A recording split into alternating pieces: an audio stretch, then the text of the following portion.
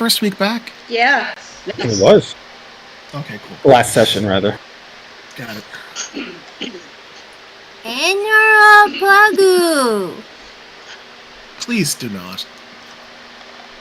Do not Romanize the Japanese words. Do not.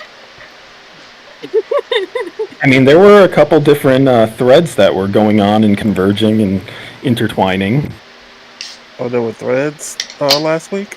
No, Plot we thread. kind of split up. Plot threads. Last session. We bought a boat. That happened. Bought a boat. We bought the idea of a boat. True, we did but buy it's the idea of a But boat. we bought an boat NFT. We got an NFT boat. Say just wants someone who knows boats and knows magic to look at the boat before she picks something. She just wants that extra vote of confidence. So I'm assuming Alistair and Jaeger are probably going to go pick the boat. We're going to find out today. This is a very scattershot recap. Well, yeah. So we finished the haggling. We started. Everyone started figuring out how we were going to pay for the vote, and at some point, Say got a chance to write a note down and pass it through the many-handed pouch, which Alistair was supposed to have his hand in ready for a note, so that he could see what the fuck was up and know when to start heading over if he needed to head over. Shortly, I can't remember everything that happened around there. I know that I'm very intrigued because as Alistair and Jaeger and maybe Prane were leaving, they saw Mirai walking off with Telemon to have a discussion of some variety, but we don't know what the discussion was. There was recaps of the fact that goblins are fixing up Telemon and Telos. Oh shit. Scrum was had, and that was the main focus of the game, and finished out the game. Oh, and Say bought new boots before the game of Scrum. Oh, that's true, yeah. She impressed a drow... Shatterkai. Shatterkai. Drow, Shatterkai. Almost the same thing. I'm pretty sure that. Do not say that around Vera or the Shatterkai that we dealt with. Like, neither of them would appreciate that. That was wonderful. That you would anger two entire cultures. That's the equivalent of comparing North Korea and South Korea just being the same thing. Not far off. That's not the analogy that you want. Or Mexico and Spain. Yes, that's the analogy you want. Or any South American country, like Ecuador, Bolivia, what have you. And someone says, "I'm sorry, I don't speak Mexican." And they're like, "Motherfucker, I don't speak Mexican." Oh, it's even deeper than that. Just because, the Shatterkai and the Drow know that one side stayed loyal and one side didn't, and they're both well aware of who's who. Yeah, the Shatterkai are totally North Korea.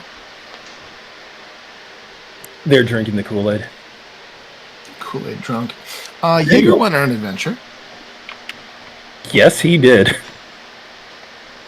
Yeah, he tried to get some information from a bar, but he did really badly, and made the bartender think that he was a half-orc, because that was the only way to salvage the entire conversation. Half-orc on the spectrum. He felt really bad for you. I just liked Jaeger's swagger in this is a foreign town under occupation by what they perceive as an invading army. And he swaggers into the inn like this is just another restaurant in the red light district of Kalmar or something. As though he himself was not partially responsible for this occupation. flexing on these haters. Yeah, I don't think the gravity of the situation had settled in. Though that whole interaction, you may not have thought it was fruitful, Dom. You did dig up that they don't know that Vulcan's dead. They just think that he left. And the other big takeaway that I got from that was that, the Duergar do think this is an occupation. They're just waiting for, like, their moment. They're waiting for reinforcements. And I would also probably add as well that the Shatterkai that have been encountered seem to be, like, pretty much civilians. Like, generally just trying to do their jobs and get through the day. Interesting. Making a note. So I would say between the boot buying and the inn visiting, yeah, intentional or not, you guys have revealed a couple things about the ruinous forces that you have set yourselves up against. Namely, that they might not all be overwhelmingly evil warriors of a fallen god. Oh yeah, Say never assumed that. She's always approached this like this is an invasion by an army. A fucking misled army, but an army. They're still people at the end of the day. Which makes this all the more complicated. Speaking of Say and boots, you picked up the fact that there are red marks and black marks. The currency that they use. Yeah. Confirmed what we knew about the red marks is that if you have them, then the Onyx Dragon can see you, or you're under the watch of the Red Dragon. But I'm sorry, were they red marks or black marks or blue marks? The other one. The other one's black. Black marks and red marks, yeah. Making it up. The black marks seem okay, I guess. And that does correlate with what you've seen in... It seems that Gurish metal in general seems to be streaked by, I would say, like, black impurities. However, the metal it's solid, it works. It's just as strong as anything on Mobius, but the metal itself just has a weird tendency to have these black streaks that run through it. And then anything that is red-streaked Gurish metal seems to be magical of some sort and has that link to Hectopole. During the meeting with Telamon, Alistair learned a little bit about giant magic. Telamon allowed him to observe and take some notes, and the importance of that was not lost on me, the player. Or Alistair, the character. Not supposed to share that information, but potentially this could be Telamon's contribution to the war effort. Kanani was there too. And Kanani was there too. She's learning all the things. Kanani is learning via osmosis. I just really need Konane and Alistair and Reg and Bones to go on a double date. Oh god. They'll all come back multi-classed. This is how multi-classing works. It's basically just networking. In several directions. Astute observation.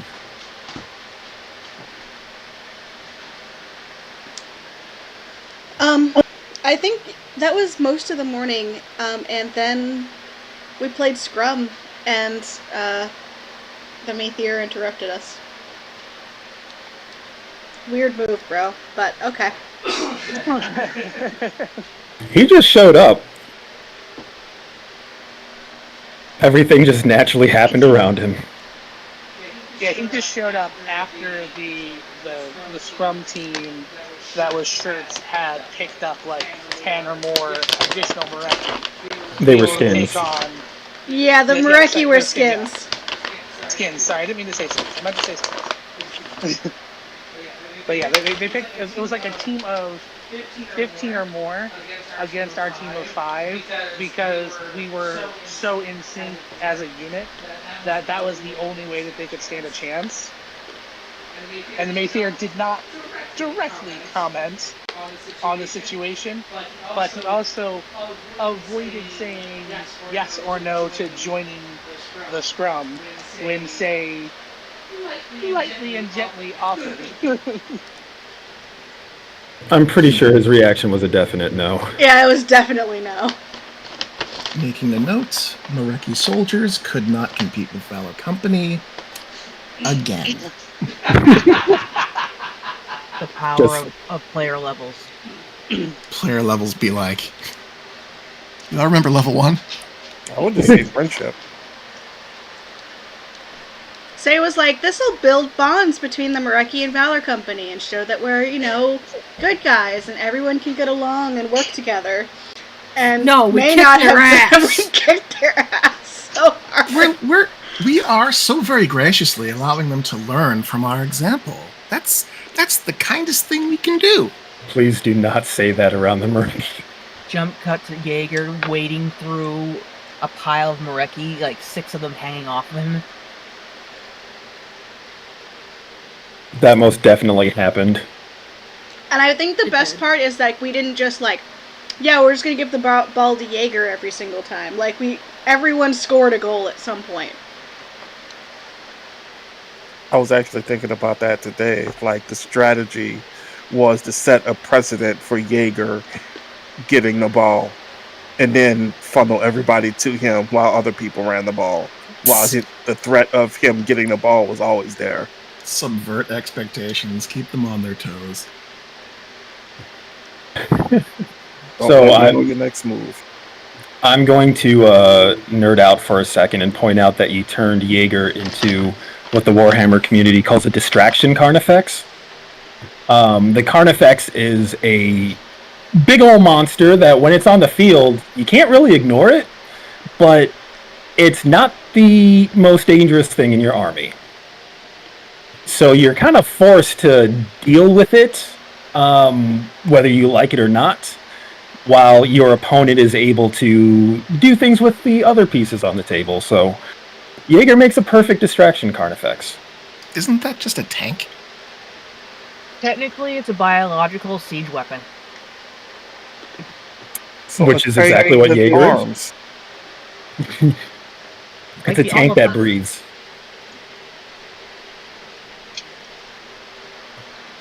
But yeah, tank in video games, distraction Carnifex, and tabletop wargaming.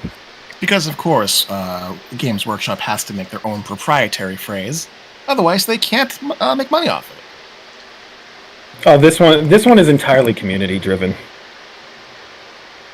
But I appreciate the shade on Games Workshop. Any chance I can get. All right. I would also add that during that brief exchange with Kane, you did hang a lantern on the fact that Janica Forgefire is due to arrive in Smuggler's Vale in about 2 days. Yeah, we're all meeting at the fort, so that was the plan, was to get there. I think that was the shade that he was trying to cast, that the Maytheer was trying to be like, don't you have better things to do? And they were like, nope. Got 2 days. Not everyone can work tirelessly without taking breaks. And I believe, digging back into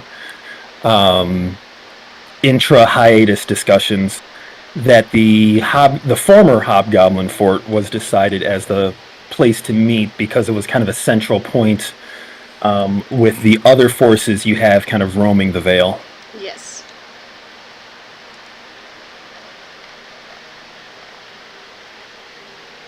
Okay, which will a good place to start getting into tonight's game. Important note regarding transportation to the meeting place. How did y'all plan to get there? having Kane in the Mareki forces as well. Or at least a small party of them. I mean, Let's see. Taliesin would just try to convince them to go on Queen Sabine's ship. Yeah, I think that the warship was kind of the idea.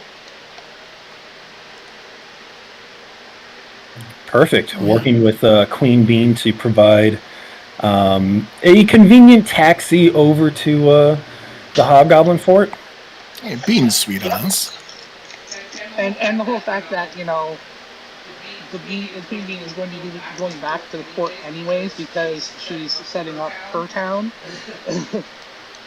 And obviously, the Mazier needs to go back there as well because that's where the rest of his forces will be and where other shit needs to happen. So it just overall makes sense. Oh yeah. Well, Bean's already in Kaladesh. Like you've been seeing a lot of goblins running here and there from the fort at the center of Kaladesh, the keep rather. Yeah. Where the queen has set up her current domicile. What's the difference between a fort and a keep? A keep is the central structure.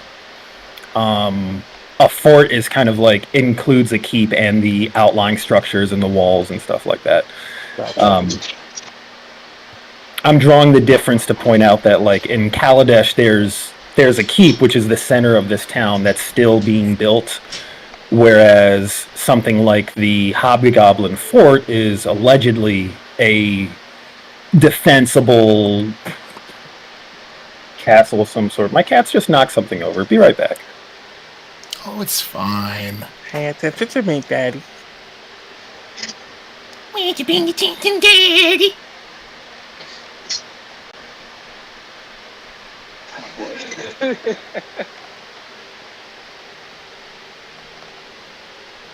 Cassie's just lying on the couch watching Toby be a doofus.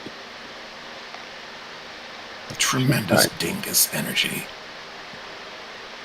They both have that, just at different times. All right. Anyway, so yeah, you spent most of the afternoon whiling away the hours via Scrum. Anything you aim to do in the evening? Get a boat. Yeah, get the boat. Do be needing a boat. You are welcome to visit the shipyards. Just a reminder, they said that there were 2 ships, only one of which could be repaired within about a week or sooner. Well, they said 2 weeks. That's what they said originally. Yeah, well, they were still saying that at the end of the ordeal. And be like, yeah, no, we've got our own people we can add to this, etc. We know it can get done faster, especially since we have the ear of the Mareki. We can get resources and shit. Which upset the fuck out of them. Well, upset the fuck out of the Dragonborn. No one was like, interesting. And, Either way, I want to Bosun say, was just like, yeah, go fuck them. yeah, get the boat shit straightened out before we head out. Sure thing. Taking Alistair and Jaeger with me, and whoever else wants to come. Post Scrum. Kanani wants to see a boat. There are so many sailors who are going to get so annoyed that everyone keeps calling it a boat. It's a ship. Oh, you know, it's a sky boat. A float boat, if you will. That's the technical term. You know the old phrase, whatever floats your boat? Alistair, you know better. It's a ship, not a boat. Alright, so post-scrum, you gather up your things, you rearm yourselves. The So the Mareki... question isn't by how many points did we win. That's fine. How many Mareki did it take to finally either give up or score a single goal? Oh, by the end of the game, there were 15 Mareki on the field. Okay. There were some others on the sideline that may have strained something during the game and had to tag out. There's definitely a lot of salty expressions. However, as the Marecki team were kind of like rearming themselves and getting consolation pats and glances from the other off-duty and even a few on-duty soldiers around the keep. Your Valor Company as well got some respectful nods and acknowledgments from the nearby Marecki, and even a few kind of light salutes in recognition of your efforts on the field. I like that.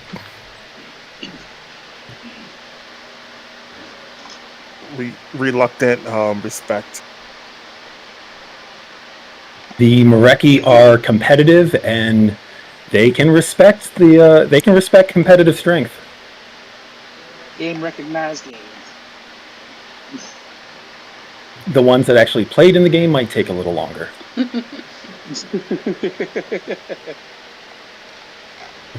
But anyway, as conversation turns towards this boat that Say has acquired, Valor Company gathers up and sets off through the streets of Kaladesh, heading back to the shipyards.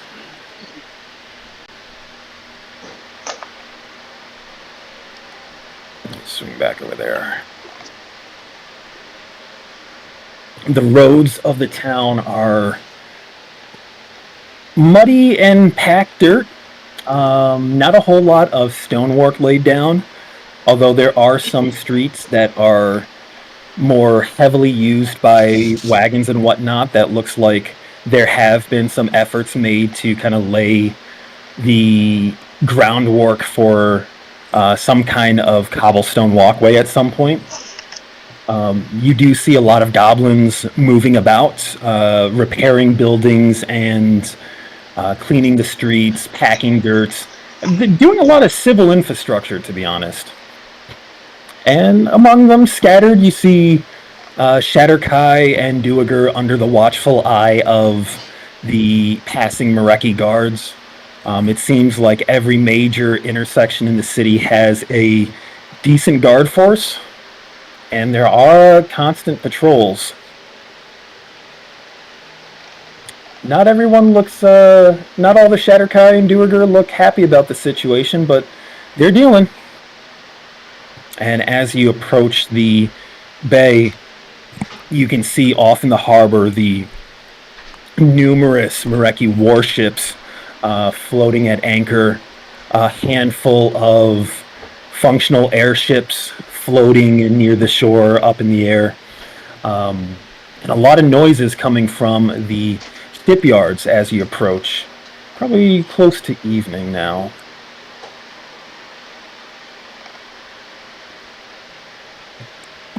And at the shipyards, you hear there's a lot of yelling, there's a lot of sawing, heavy wood being tossed around.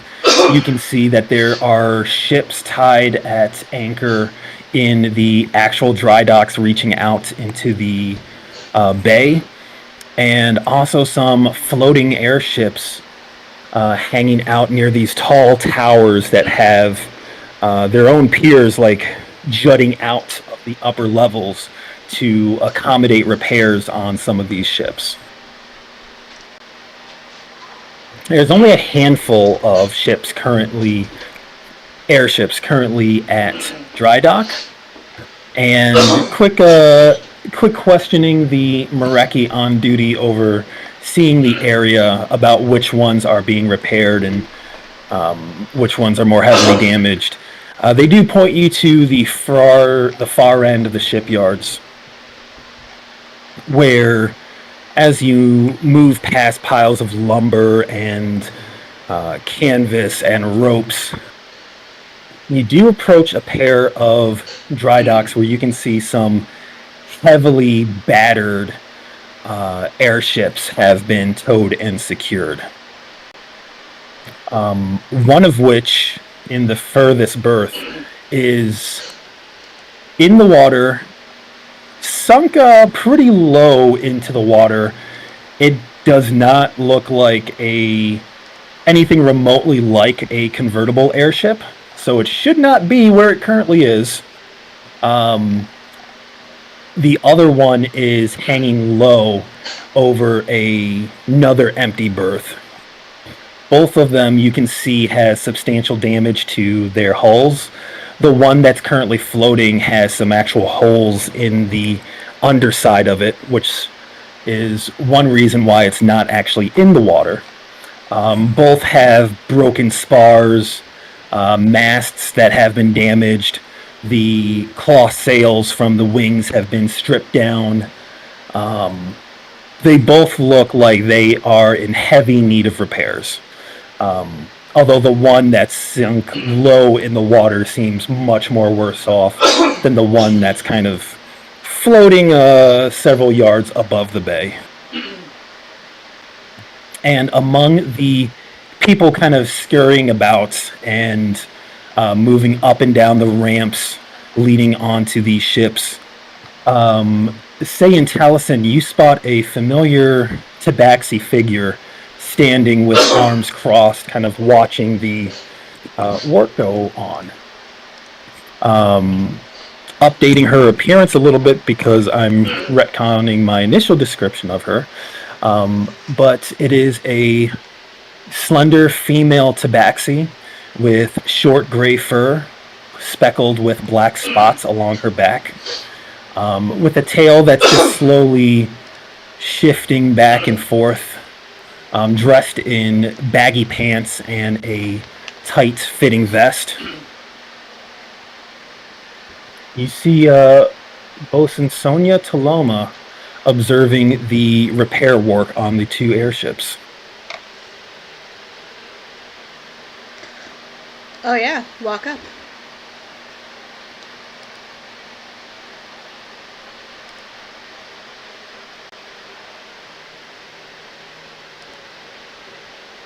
Bosun.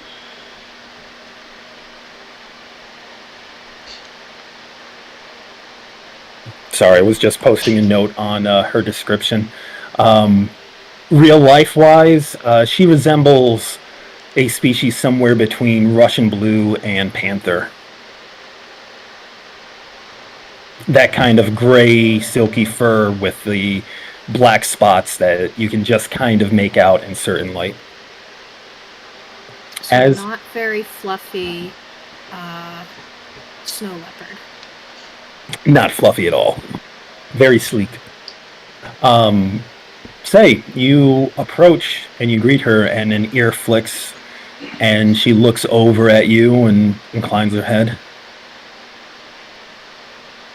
Gunslinger, I did not expect to see you back so soon. Well, we're leaving soon. We have to go to the Lord's Alliance meeting. Plan the rest of the defense of the continent. I thought we'd best to get on with business. I see. You have come to inspect the airships that have been presented before your party. Indeed. Speaking of our party, and I'll do the introductions. Hello. Jaeger gives away. I think Alistair might be staring and trying not to stare. Has Kanani ever seen a tabaxi before? Tabaxi are not common at all in the Atonin lands, and northern Samara, they are not very common at all, so this may very well be the first tabaxi you've seen. Kanani is staring, and she's not hiding it because she's very shocked at seeing an animal person and everyone just being like, yeah, this is normal. Alistair, this is the Dragonborn situation all over again. Taliesin, what were you saying? I just give a polite bow and say hello again.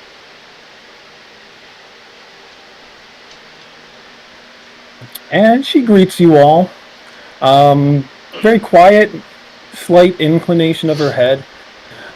Jaeger, you've spent enough time on ships to recognize.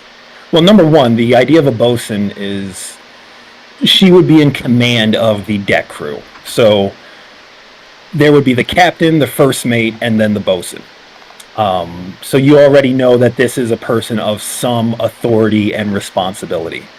And the way that she holds herself, you quickly glean that she's not like the laid back sailors that you've encountered before. Definitely not like the family of elves on the Storm Runner that you traveled with, and not like the crew of the Hummingbird. Like this is a professional.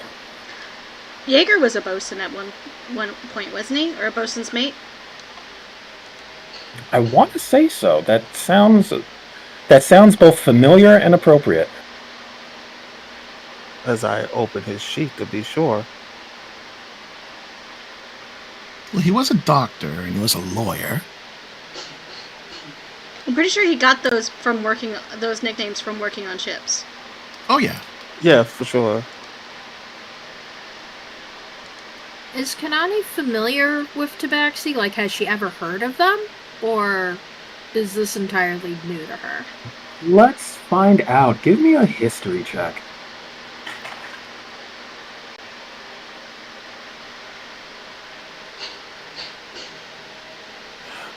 That's a 5. I rolled a 2.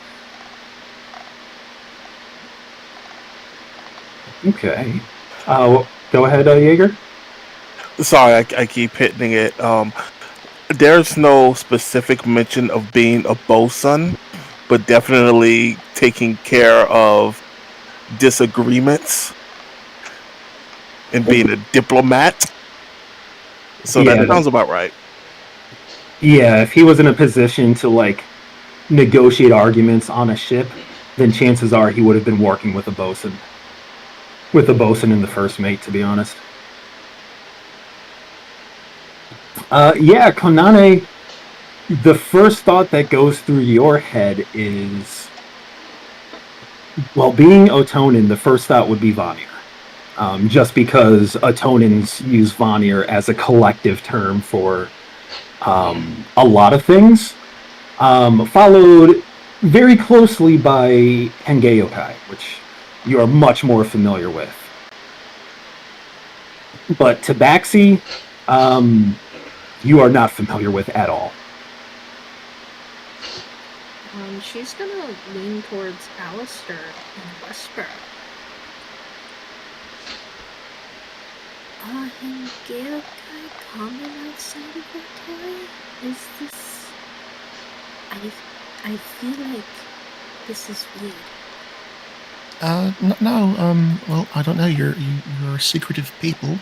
I think if it was well publicized, it would be against your best interest. As far as I know, they're just from a toy. Are you? Is my passive insight enough to know what's going on here? Yeah, I would say so. Like, it definitely looked like Kanane does not know what kind of creature this woman is. Okay. I will quietly pull Kanani aside, and I would assume, being a learned person, Alistair would know at least a little bit the basics about what a tabaxi is.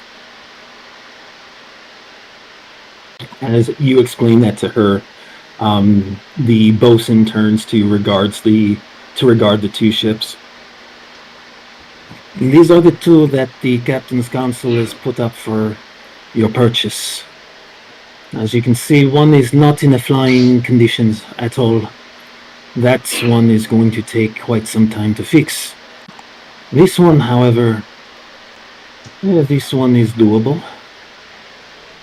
And she's motioning towards the one that's currently floating over the bay.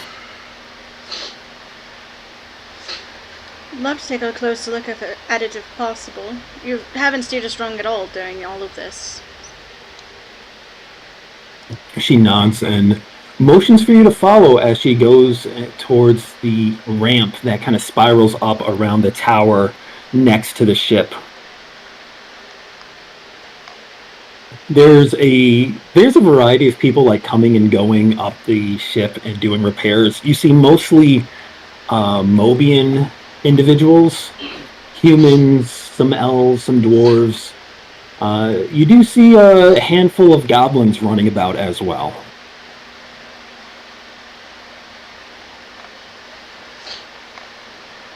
And Bosun Taloma leads you up and around the ramp up onto the airship in question.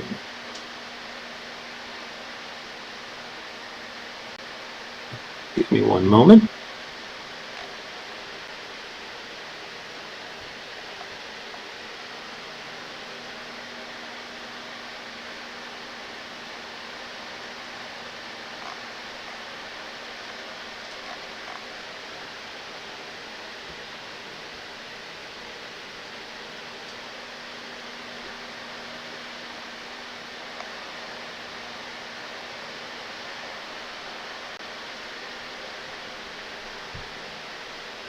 All right, let's see here.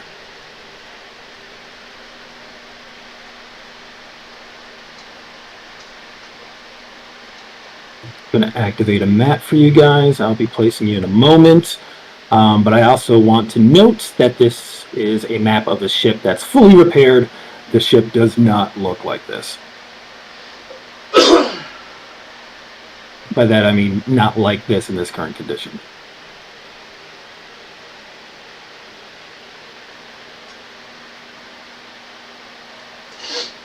What level do you want to place people at? Deck level. Deck level? Okay. 20, it looks like. Yep. Thank you. You can just drag them from the token bar and they should appear. I dragged 2 people and they did not appear. We appeared on a different level. Yep. I can't tell you what level. There we go. We popped up. Yay! Yeah, I'm trying to find where my layer menu's at.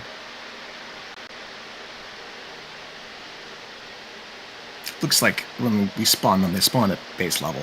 I'll figure out a way around that at some point.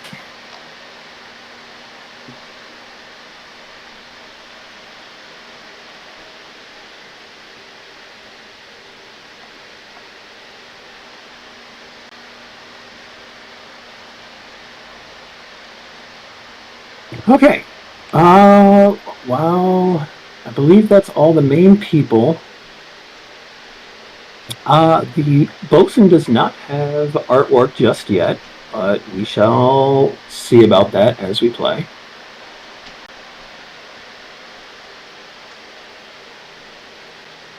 Oh, these tabaxi are much too fluffy.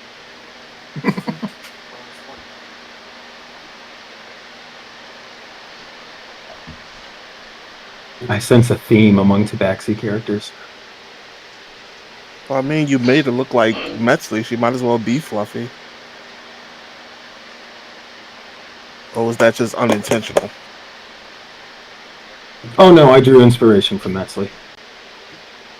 Yay.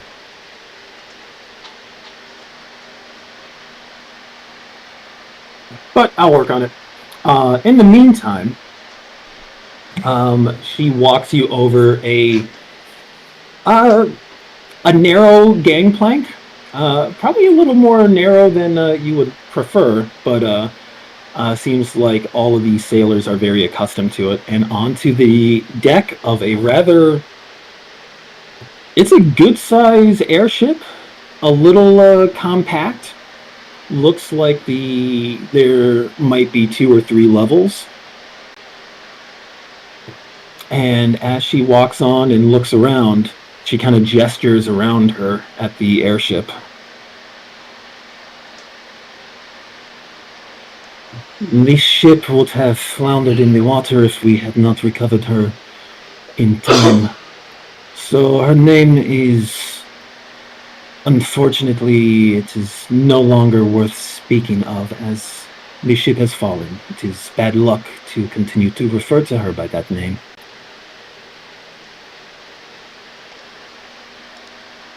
Well, you should be careful about giving us the option to name things. We ended up with a horse named Bobblesnoggins. It is a very fine name. I believe it was General Kenta Bobblesnoggins. Yes. More or less. Yes, Kenta. Bob of Snoggins. That is his last name, but his first name is Kenta. Its third name, which has been carried by the great general, is Bob of Snoggins. Right, I anyway. will withhold judgment.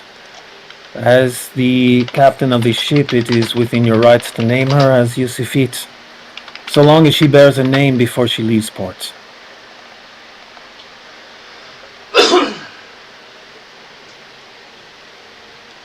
Well, it's going to take a little bit of time to fix it. I suppose that gives us time to figure out a name. These things tend to come to you after a while.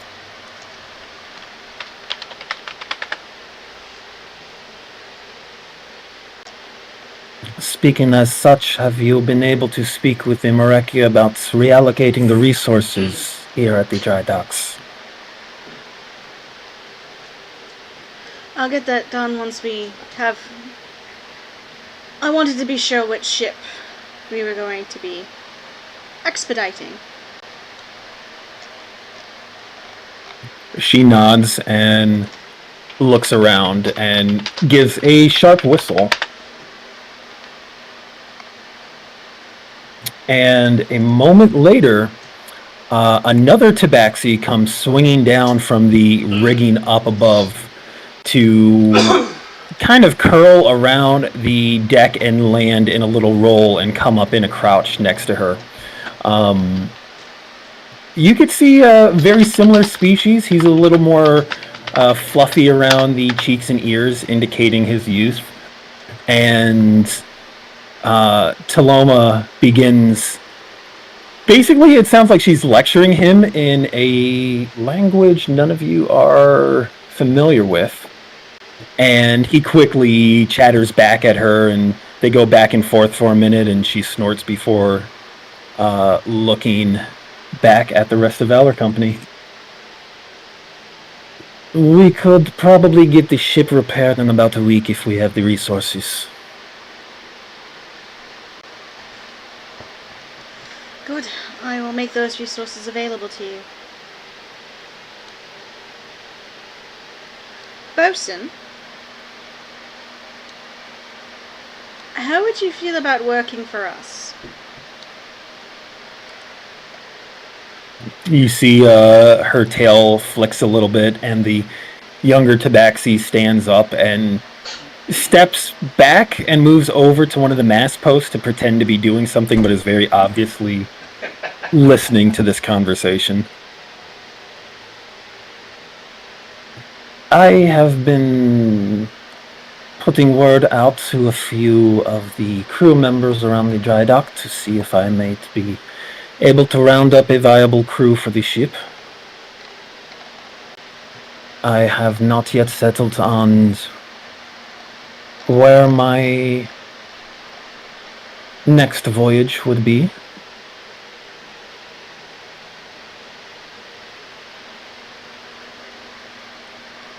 We're planning Asta and then to Itori.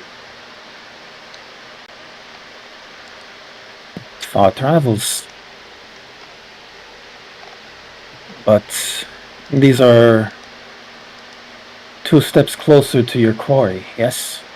Yeah. As I recall, you intend to use the ship to go hunting. Certainly doing that.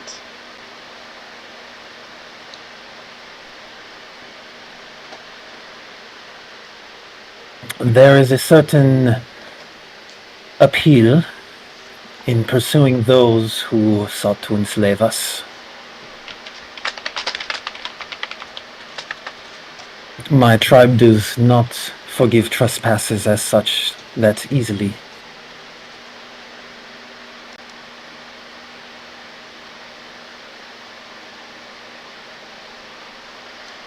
You have a good head on your shoulders. And We could use someone like that.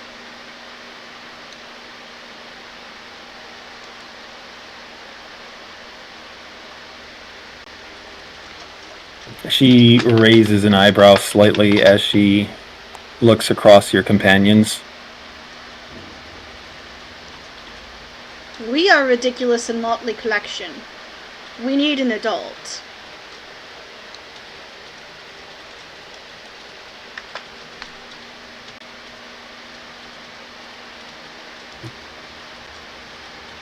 I see. You certainly do not have the look of sailors about you. Except perhaps the big one. I am afraid of heights. I am getting better. You are afraid of heights and you have purchased an airship. That is bold. One doth what one must. I try not to think about it. Jaeger's been on ships before. I'm shipping adjacent. Taliesin as well. I've been on ships. But not as crew, Taliesin. Not specifically as crew, no. I was taught. There is indeed a important distinction there. But it is workable. I will consider your offer. How much are you prepared to pay in salary?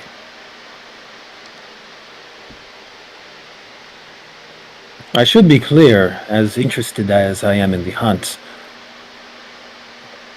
We do have lives of our own that we would like to pursue whenever we do dock. Oh, of course.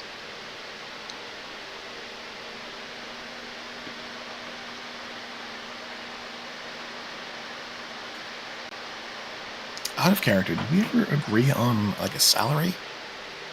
So we can pull up the notes real quick, because you can determine what would be appropriate. I say we determine what's appropriate and then add 20 gold on top of it. Rob, do you have the notes handy about hirelings? Company notes. Hirelings as written? Well, I recall, as posted in one of the chats, they are skilled hirelings. So skilled hirelings, skilled is 2 gold pieces per day. That's per person for 365 days. It's a lot. Okay, so basic for a bosun like Taloma, you can guess that 2 gold would definitely be on the low end of what she might barter for. Just from your interactions with her and the way she conducts herself, you might expect her to negotiate for 3 or 4 gold a day. I mean, it's guaranteed work. So 120 gold a month. If she had her way, yes. I'm fine with paying on the high end of the range, simply because of the hazardous shit we're going to probably put the ship through, and also, like, let's be honest, we're gonna need her to do most of the, like, day-to-day running of the fucking boat. That's kind of the thing, isn't it? It's like the ship is a means to an end for us. If we can inject some money into it and make it like a business, and the bosun is kind of like in charge of the business end.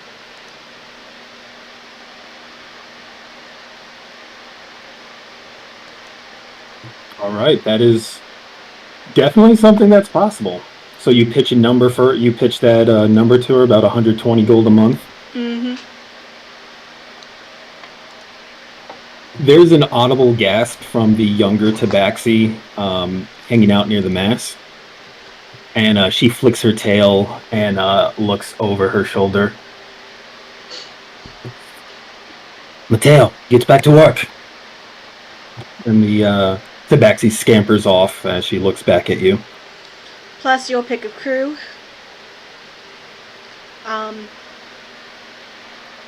We'll be making several, I'm assuming probably several improvements to the ship over time.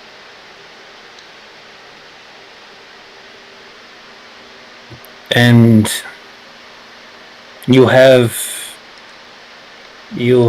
access to the Golden Witch to pay such a wage?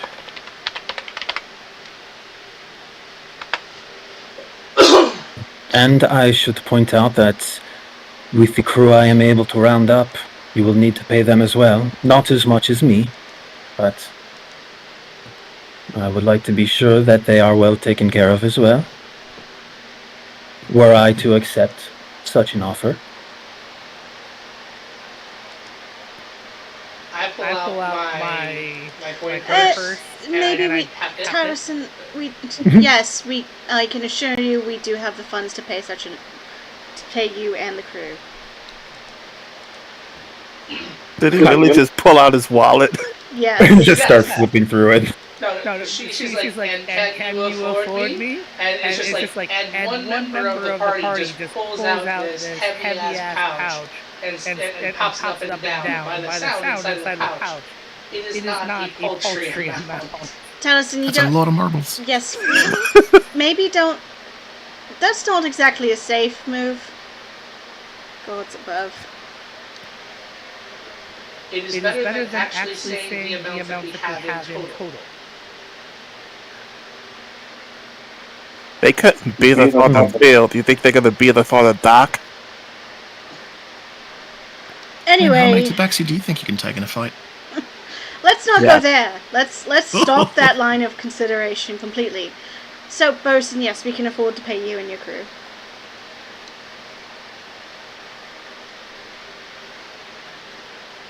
I will take this offer under advisement. You say there is business you still have to attend in town, and you are prepared to wait for the ship to be repaired, yes? Actually, what I would hope is that I will make the arrangements for the ship to be repaired, and then you can see to getting it to us at, and I'll pull out the map and show her this fort here.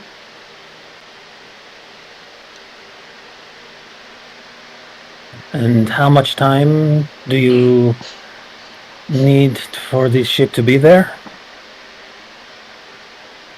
Preferably the shortest amount of time as possible. A week and some change, I suppose. We can certainly manage a week, to be certain. Regardless of what those captain fools have to say.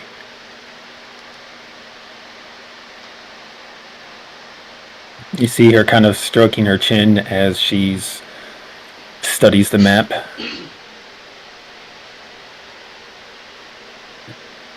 During your discussion with the Captain's Council, you also mentioned that you would not be purchasing the ship with a Heartstone intact. I will motion to Alistair, and I will refer you to Alistair or Artificer for that and those details. Right, so we have the means to produce a Heartstone.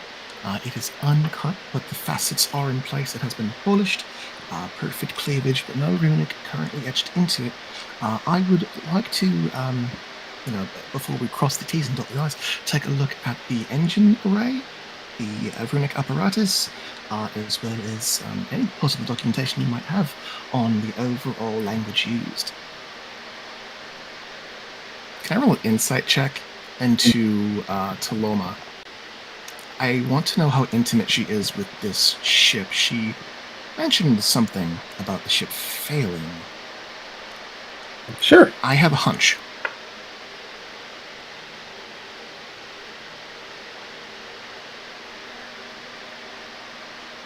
Dice don't fail me now. It's a 13 on die for a total of 19 insight. That's a reasonable number. With a number with an insight like that, you see that she does not have the attachment to the ship that you would associate with someone who traveled on this. This was not her ship. Got it. But she's just someone who knows ships and has a certain amount of sailor superstitions. You also pick up that as you question her about the engine, you can see that she only kind of understood part of what you said. And she illuminates that by speaking up after you speak with her. I am not an engineer myself, but I know a few who are at work in the dry docks who can assist. I would like to see the condition of this Hearthstone that you have, and would be happy to show you to the engine room. Excellent. I'd be happy to bring this somewhere more discreet. Of course. Please, lead the way.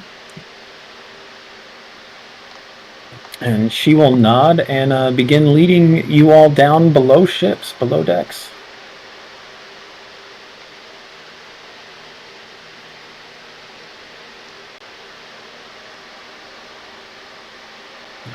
I am trying to check something myself.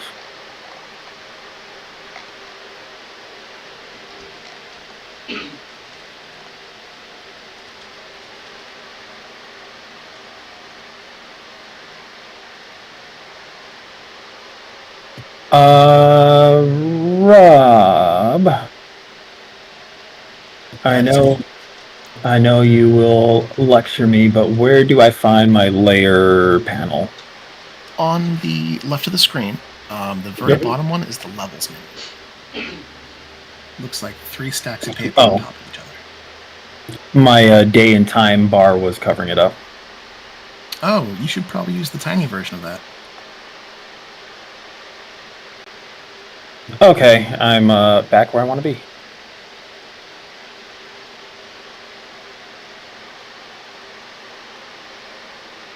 All right, so yeah, this is at the very bottom of the ship. Very bottom in the rear where you notice the engines were when you were approaching the ship before. Inside, as she kind of leads you all down, you can see that the interior it's pretty cozy. It looks like there is a storage space that's kind of covered with a bunch of boxes, and there's loose boards kind of everywhere and boxes of tools and just a lot of signs that the ship is currently being worked on. But there are signs that this could be an interesting little ship. In the engine room at the back of the ship, as you enter, you can see, Alistair, that there are a number of... What would be the first thing you notice? Well, it is occupied. There are 2 figures currently working inside, but you would notice the state of the engine and all the pipe works linking all the conduits, everything together. And you can see there are some places where it looks like conduits have burst, where some of the runic work has been kind of burned off. And you can see that of the 2 people who are in here, one figure is sitting at a desk. He is a older, dark-skinned gentleman. You can see there's a notebook open on the desk beside him, a cane leaning against the desk as he notes some things in the book. And the other person you can see is currently hanging from one of the conduits. It is a goblin in a patchwork jumpsuit, who is currently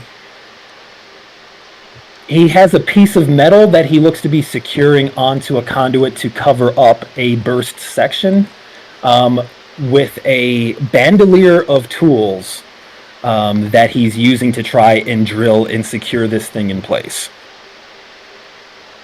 As you all enter, the older gentleman looks up and regards you. The bosun enters and actually bows slightly and motions you towards the containment unit in the center of the engine room, Alistair. You can see through the open, there is a glass, like a glass window set into the front through which you can see the Heartstone resting in its cradle, with the little copper wires that are attached to it in particular arrays. These fancy script work written all along the Heartstone. It's large gem. Actually looks a little smaller than the one that you have, but every surface of it is etched with rune work. Okay. Interesting. So it's all there. It's just broken. Yes. The engine room is well equipped, but it does look like it's over. Well, you're an Arcanist. You can recognize signs of overload. It looks like that among the damage that this ship has sustained, there was some etheric overloads within the engine room. Oh, well, that's great news. I was under the impression that the stone had been looted. The fact that it's still intact means that the overdraw must have been successful, but not provide a low rebound that would have blown the engine room up entirely. That's good. The ship would also be in the water if the Heartstone was not working correctly. Fair enough. Right. There's a lot to work with here. Oh, right. You wanted to sit this down. Can produce. Alistair will produce the Heartstone, the giant D20 that Fortifier gave us. Did we mark a color for that one? Gold, I think. It was Red or gold, I can't remember which. I think it was red. Oh, it might have been red.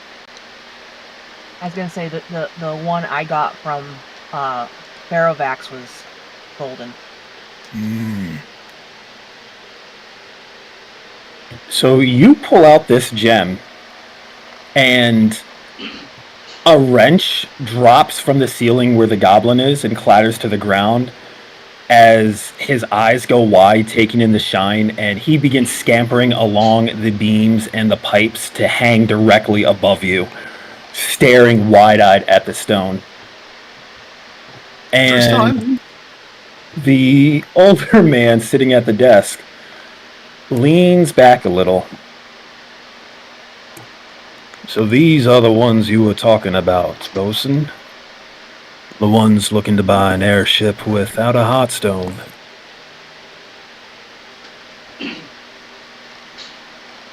Young man, where did you come along finding an Aether Stone quite as large as that one? I didn't find it out. It was a gift from Orin Fortifier. Shiny.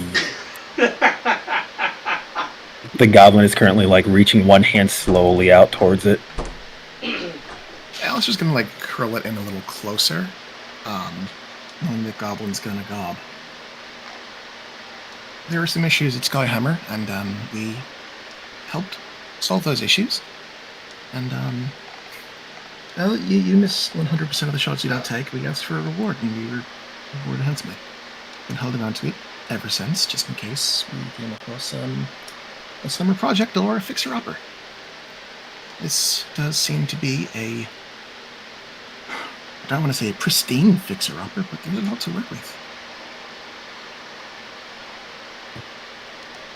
The older man slowly rises to his feet and pulls his cane over so he can approach. Now, don't mind Albert there. If his hands get a little close to what's yours, you go ahead and give him a whack, he'll understand. Let's see what you got here. Gift from the king of the dwarves himself, you say? Genuine. Been a rumor going around that there's a group of adventurers walking with a Mareki who managed to accomplish everything currently going on in this port here town. Am I right in assuming that such a company is yours? Guilty. Valor Company, to be specific, but yes, that's us. Yes. He grunts a little and reaches into his pocket and pulls out a almost like a jeweler's magnifying glass and brings it up to his eye to inspect the Aether Stone.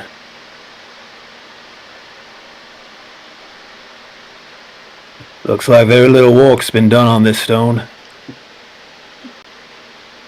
Any etheric script work already? If I recall correctly, there's been no work on this stone. Aside from being cut and polished. Correct. Fresh cut. No tinkering on it yet. Tabula rasa.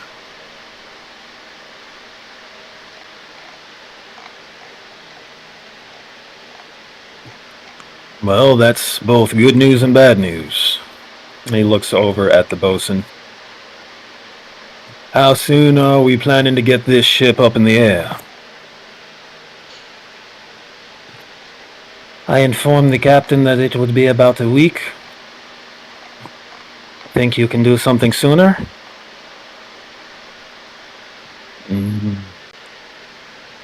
Might be rough to start with. We'll have to perform some more script work in the air. Pause every couple days to make sure we can do further improvements.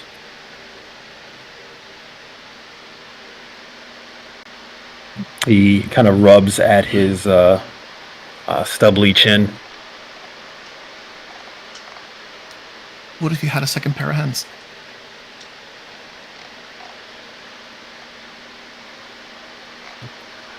Could be helpful if you know the proper strings to walk with.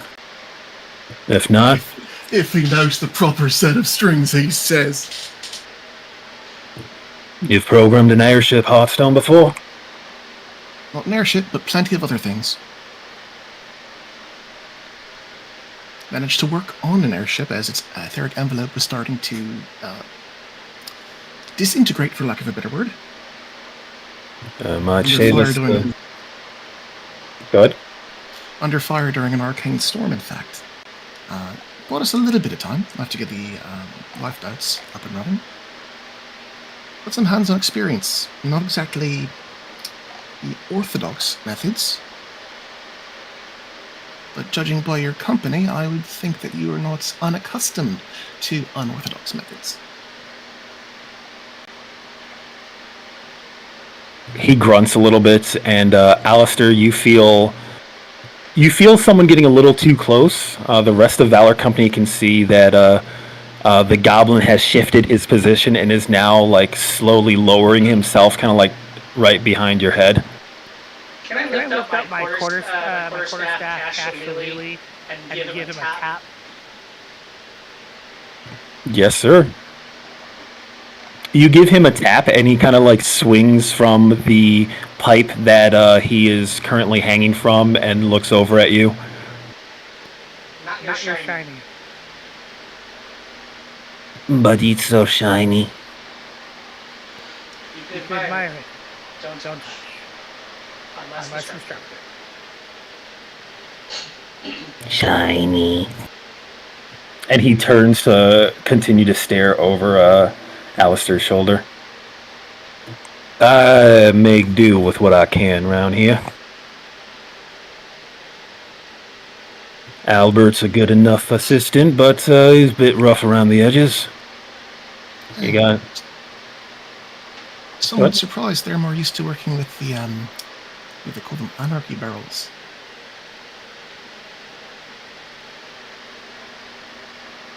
Now, Albert's found himself on the workforce here precisely because he happens to, well, he's claimed to know where a particular large one is buried outside of town. At the mention of this The goblin lets out a little hiss and pulls himself back into the beams and scurries over to where he was working before. Oh, might have to pick his brain at some point. Yeah, that said, if you're willing to compare notes, I've got some notes of myself. I am a traveling journeyman, so I can be of assistance, but I would also be learning in the process. If you've got patience, I've got steady hands. And some very unorthodox methods. I'm not afraid to get burnt. A little bit. As a treat. Starting to feel like unorthodox describes a lot of what's happening to this here ship. It's a wild and wacky word, sir. It's only going to get stranger. Getting a mite bit old for this, Taloma. Alistair just grins. The bosun folds her arms over her chest. I would not have asked for your help if you were not the best engineer here in the shipyards. You can always turn down the hunt, but can you turn down the challenge? That's unfair now.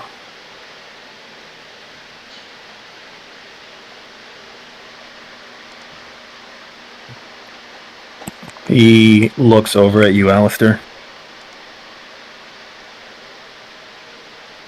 Might be able to work something out, but you're going to have to leave that gemstone here for me to get to work on it. Are you comfortable with that? I want to just roll a quick insight check on this guy. He seems on level, but also he's got a southern accent, so I'm not entirely sure. How are you talking about? No, I don't trust gunslingers. Present company. Thanks, Elena. Yes, I would like to roll an insight check if I may. Go for it.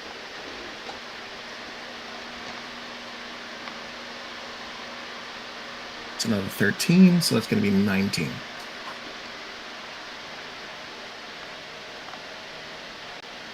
You get the impression that he's on the level.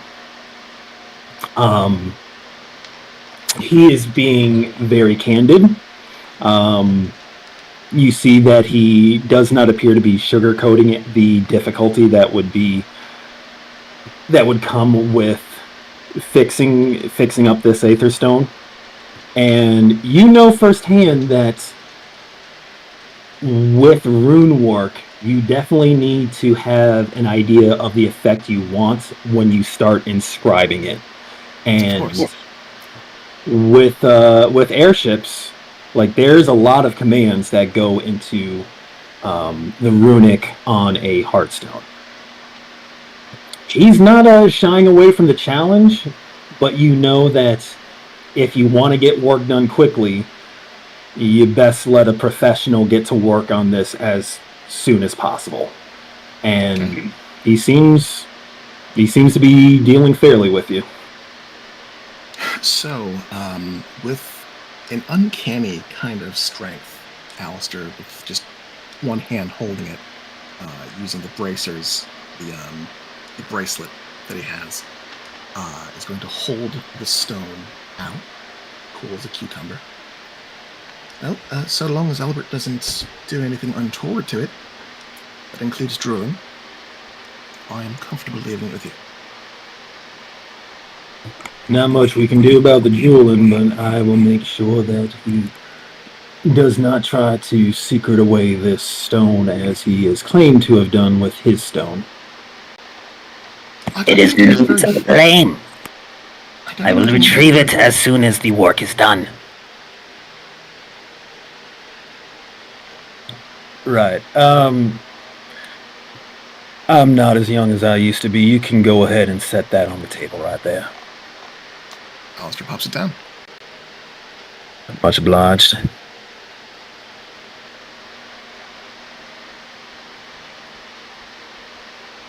And he...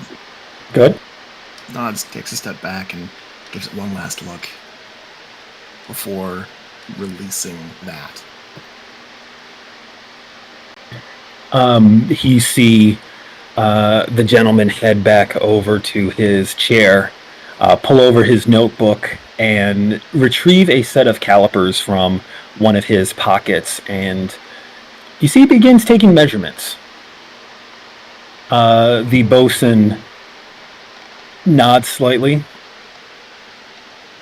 I appreciate it, Lucius. Keep me updated on what you are able to do. Mm-hmm. And she nods and kind of steps back away from the engine room.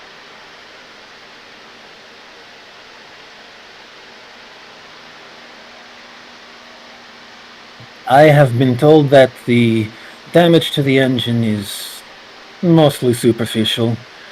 Some pieces need replacing, and a bit of scribe work needs to be done to reconnect some things, but it is the least of the damages done to the ship.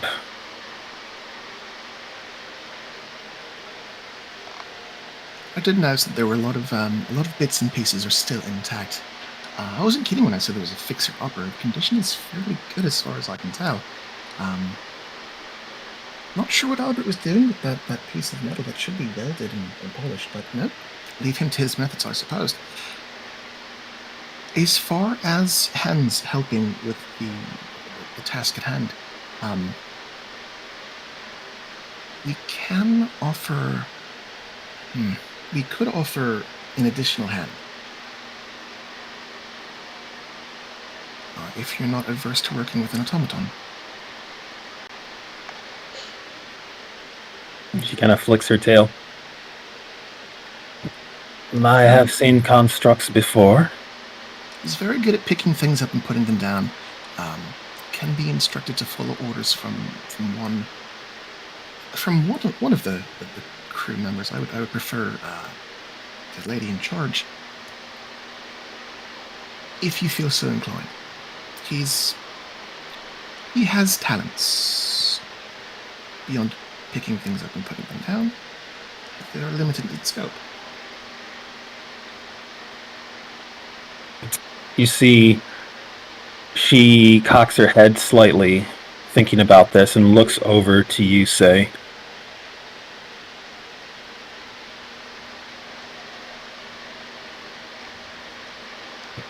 if you are eager to get this ship moving,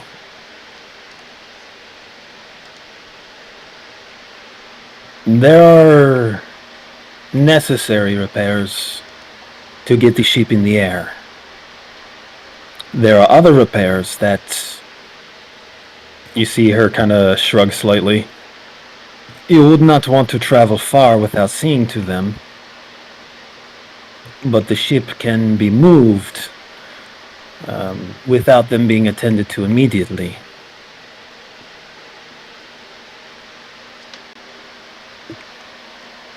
If we have a week in dry dock, I can get this ship skyworthy with no major repairs left to be made. With 3 days, I think we may be able to get this over to that place that you want it at. But we will have to continue repairs outside of dry dock.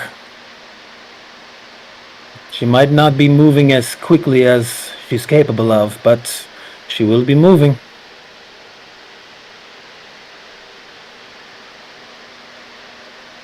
DM. Yep. As far as this goes with dry docking or moving and then repairing, presumably at Fort Valor. Fort Valor. What would be the drawbacks to repairing outside of a dry dock? So the basic idea of what's being proposed is if you wait a week, then there will be no repairs that need to be done. If you want it in about 3 days or so, it won't move as fast as a standard airship to begin with, and repairs would need to be made as you go along. It'll take a little longer to get her up to speed, but she'll be moving. You can lend your aid to it and just kind of repair as you go.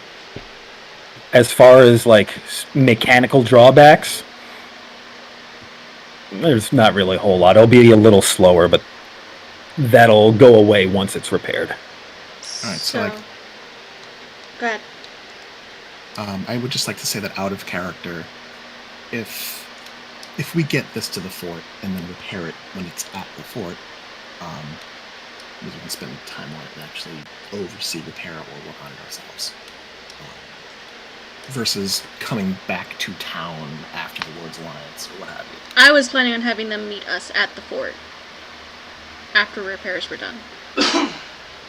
So we'll hang out at the fort for a week, or have them limp over to the fort? Hang out at the fort for probably not a full week, because it's going to take a couple days to get there, and then however long meetings are going to take, and then... To help with that, the airship, the Goblin airship, can fly to the fort in about like 5 hours. Once you're there, you know Janik is going to be there in 2 days, so long as you're there in 2 days, you'll make that schedule. The ship flies over there. It takes about 5 hours at the Gob ship's speed to get there. So getting to and from the fort in Kaladesh, it doesn't take you guys that long. I would like to point out that from wherever you want to head out once you have your airship, you do have a bunch of NPCs still at the refuge. Don't know if you want to leave them there or pick them up. I had assumed that some of us were probably meeting us at the Lord's Alliance. Yeah, I thought we told them that we were going to be before the break. Ah, you want them to have started hiking down? Yep. 1 second.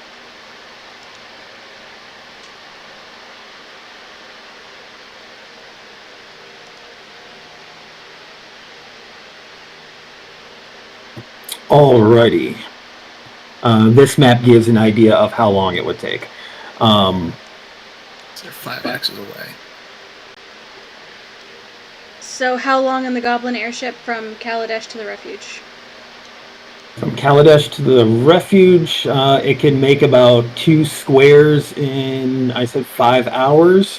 15 hours.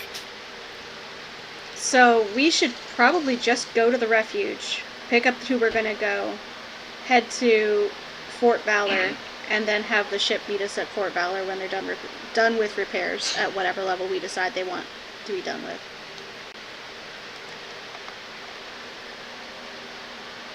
Yeah, pretty much. Yeah, that would eat up a good chunk of the week. So you can keep moving, keep rounding things up, and by the time you have everyone together and you make it back to Kaladesh, yeah, the ship should be ready. Hell yeah.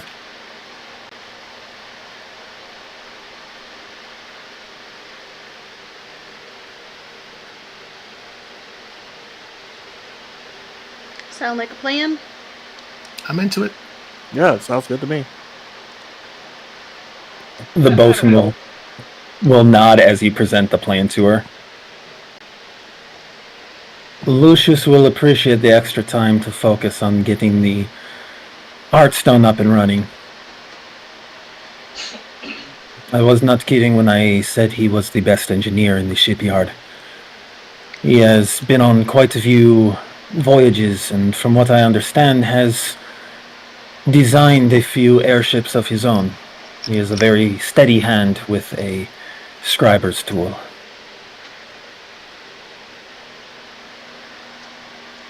Well, we look forward to having him aboard, and to having his expertise handy. She will nod and begin making her way back up to the top of the ship.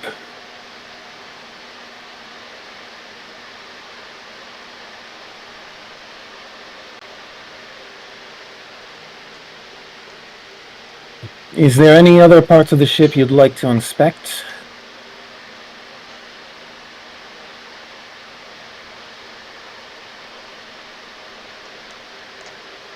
That's a good question, isn't it? Crew quarters? She will nod and start giving you a full tour of the ship, of which you can find that there are a few private quarters, a lot of space for bunks to be thrown. I locked myself in this room. This is your home now. Thank you. Yeah, it's weird. Once you close the door disappears.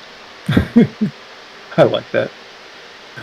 It seems like there's a general crew cabin on the second level of the ship.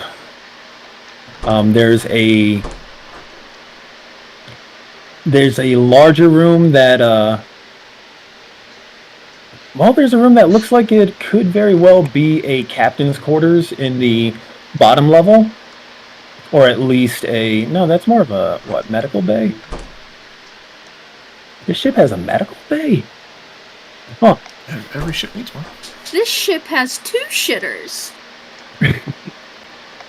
But no lifeboats. You did notice that.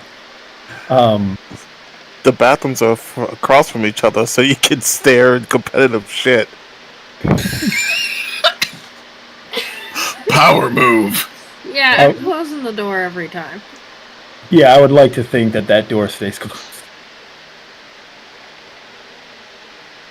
I'd also like to point out, the ship is configured like this currently, but there does exist the ability to partition and place other things. This map is not set in stone. Yeah, for sure. Also, Yeah, I'm pretty sure we've established that we can now put the glade on the ship. That is true. Oh, yeah. Yeah, we just have this weird room that we go into. The crew doesn't really understand it. We all just sleep in the same small room. The smallest room on the ship, even. Yep, just find a closet door. We're adventurers. We really just need just a cubicle. It's fine. We watch them one after the other heading to the outhouse, and we don't know where they went. Like, it's not big so enough. Competitive. We just need a single door. It doesn't even need to go anywhere. Just an extra door. Just a door on a wall. Just a chalk outline, really. Yeah, so there's a lot of crew space.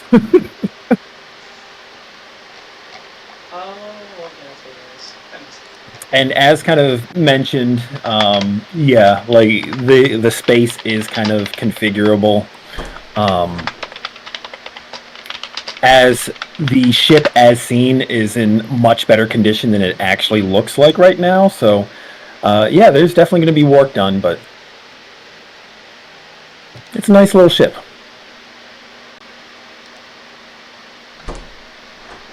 And as the bosun finishes her giving her tour, leading you all back up onto the main deck, she does note as much that the ship has good bones. Once the repairs are done and she's airworthy again, she'll serve the new captain well, so long as she's treated well. I would like to mention before Sonia and we part ways. So Lucius, he seems like a real professional. How is he on suggestions or requests? I know a lot of intellectual types and craftsmen don't particularly like other folk button their noses in where they don't belong, but I have some concerns about the etheric envelope and, layman's terms, the shields. We may have to do something about shoring those up. He has taken to working with a goblin, so I do not think there's much to fear about making suggestions to him. I would say treat him with respect, and he will treat you with respect. Does he have a favorite food?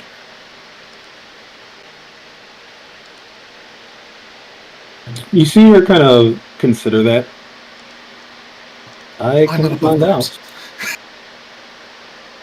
Any other liquor? I have never served on the same ship as him, so I cannot speak to that. All I know is that he is Sandaki. He has served on many ships, and he is an excellent engineer. He's Sendaki? Sondaki, Sondaki. from the nation of Sandak in Missouri. Got it.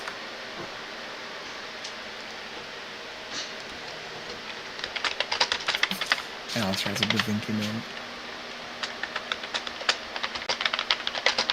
And Alistair nods, and he doesn't make notes at the moment, but he will be making notes to share with Lucius before they're out of town.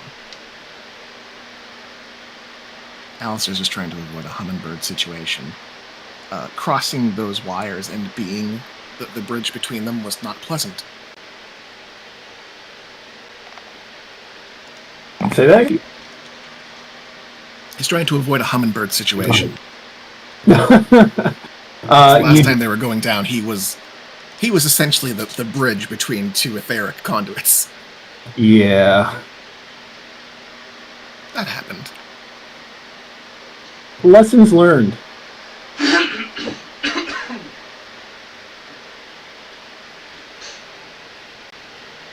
All right.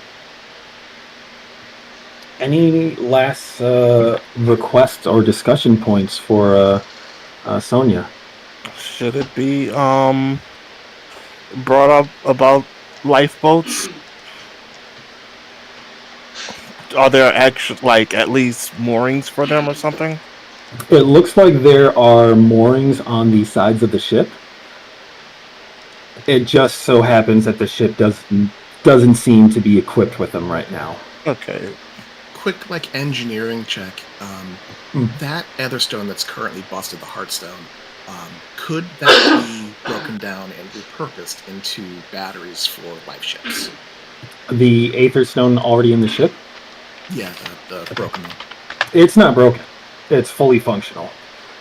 Just the equipment around it is busted up. That Aetherstone, what part of the bargain for the ship was that Aetherstone would be left with the Captain's Council. Oh. Okay. Yeah, the bulk of the ship's cost was going to be in Aetherstone, and they were raking us over the coals. And we were like, yeah, no, we've got our own fucking Aetherstone. Just give us the husk. They're all like, oh, well, blah. And still overshot what the cost should be. I thought it was a bring your own engine situation. Nope. Just bring down the cost. Bring your own battery. Okay. I've got other stones. I've got some fist-sized ones. Will those ones work? Yes. We made friends with a dragon. We have stones. And you recall from the flight of the Hummingbird, the lifeboats on that ship, those engines were very small, and basically the whole point of the lifeboat was to provide a steady descent. So yeah, those Aether Stones don't require substantial programming. Basically prolonged featherfall. Yeah, pretty much. I can super do that. Cool, I've got my summer project scoped out, and it's almost winter. Right.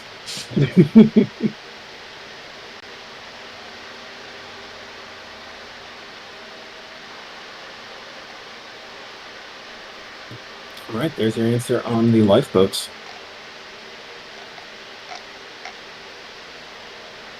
Any other questions for the shipyards?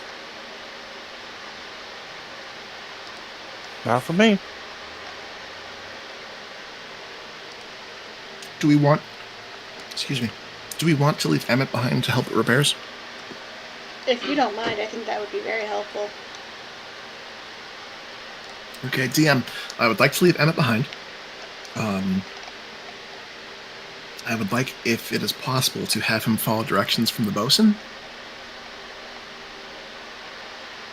It is certainly possible. And I want to know just how much can I leverage his repairability?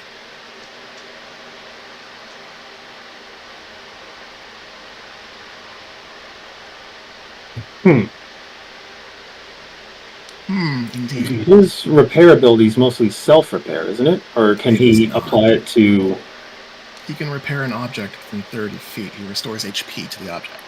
Ah. Let's just say that leaving him there is probably a good idea. All right, Emmett. I need you to do me a favor, and I will pay you back in kind.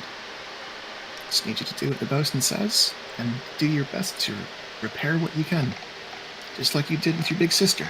You remember that, right?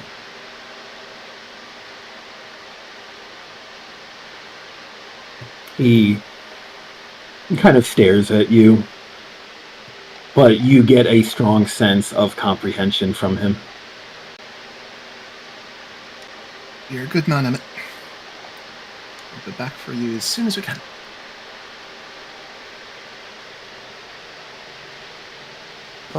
Question.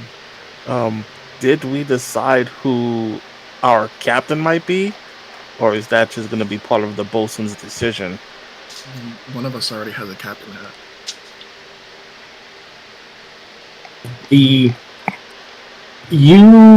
would know that the bosun would not declare a captain. Since Valor Company purchased the boat, Valor Company is entitled to naming a captain. Yeah, that's what I figured. So, with all the talk of buying the ship and crewing and all, I might have legit missed when a captain candidate was mentioned. Yeah, we actually asked the bosun to be our captain. And she was like, no. Sonia is, you might be able to convince her to be first mate, but you definitely get a vibe that she likes being responsible for the crew and making sure shit gets done, but she doesn't want to be the one making the high-level decisions. So I don't know how I missed that, but okay. I think that might have been in forum thread. Okay. Checks out.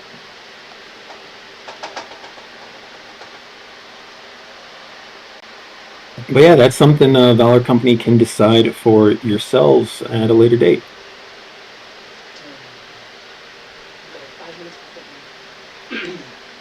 All right, I go ahead, say. So, out of character, a couple of names have been put forth, and a couple people have not voted. I would like to put a vote in the hangout. It looks like it's kind of between the Stormlight and the Moonlight. Oh, okay. Name that ship.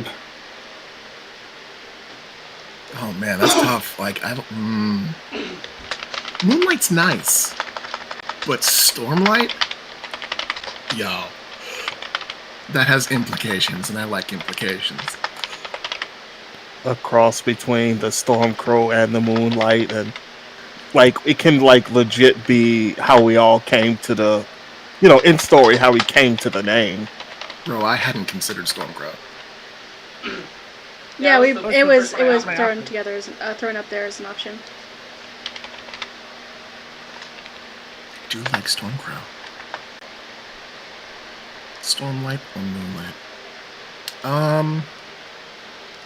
Yeah, let me get some.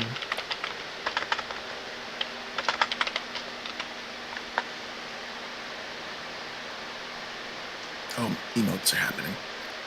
Emote. An emote vote. Emote vote.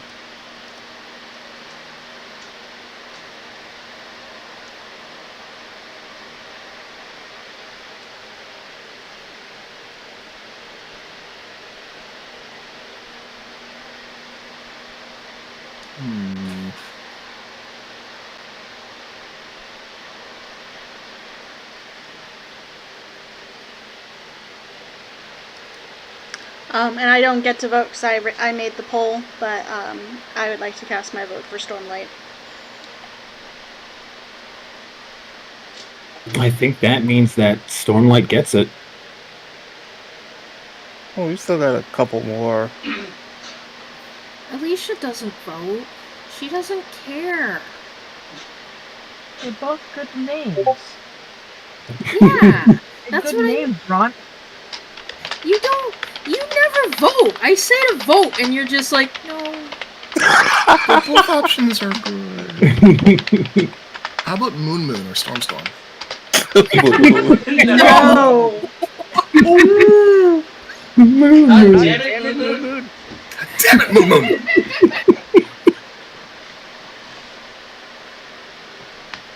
Yeah, no, And I Moonlight's don't vote good, because I'm but- the GM. Moonlight's good, but that's theming that I'm using for loose cannons, and I don't want to be a one-trick pony. I mean, None of us even follow Saloon. Come on. Stormlight wins no matter what. So I mean, Moonlight's a good name. I mean, against- to be fair, I stole half of Moonlight for Stormlight, so That's what I'm saying. That's it was our origin story. inspired, this is what we want to do. We want to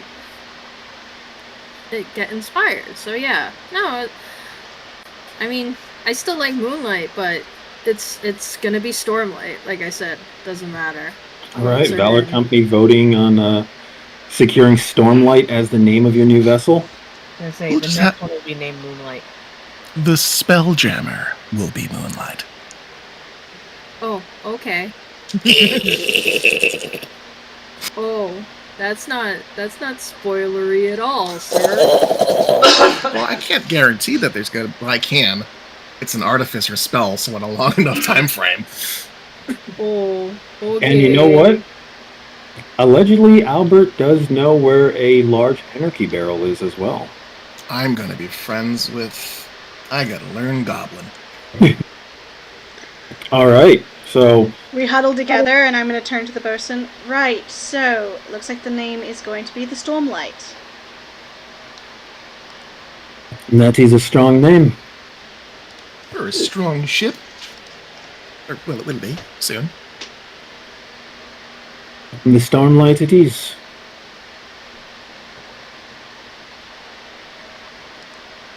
And out of character, I have to admit that I do like Stormlight for a lot of the implications and the thematic through line of storm crows and storms. Even the Imagine the homage to thread the, titles. even the homage to the Storm Runner. The what? The Stormrunner. The ship I'm that just took us. being. It's like paying honor to the elven ship where that brought you to Kalmar. Yeah.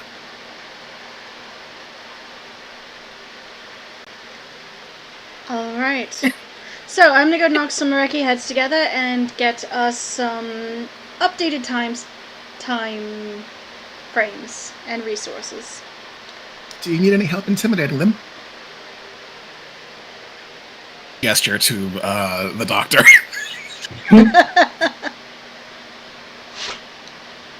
Yeah, Alistair's like the least intimidating. I mean, I can fool them with my surprising strength only so many times before they realize it's a trick. No, this will require some wheeling and dealing, and probably telling the Mathia that I'll annoy him until he gets us some updated resources. I give, say, a salute. We should steal pillows from the goblins and put them in our bedrooms. Oh, We so- should ask the goblins very nicely for pillows. they do have very good pillows. Should we break here? And, well, if you're going to be heading to the Mathir, and when should we approach the Queen Bean about getting to the traveling? Give me 2 hours. 2 hours it is. Excellent. I'll keep. I think I'll stay here and take a look at the ship some more. See what can be done to aid, and where will we meet? On the Queen Bean ship. All right, Queen Bean ship in 2 hours. I've got flight prepared. We're good to go. So in 2 hours' time, it'll be about 9:30, 10 o'clock. Night flight. Hell yeah.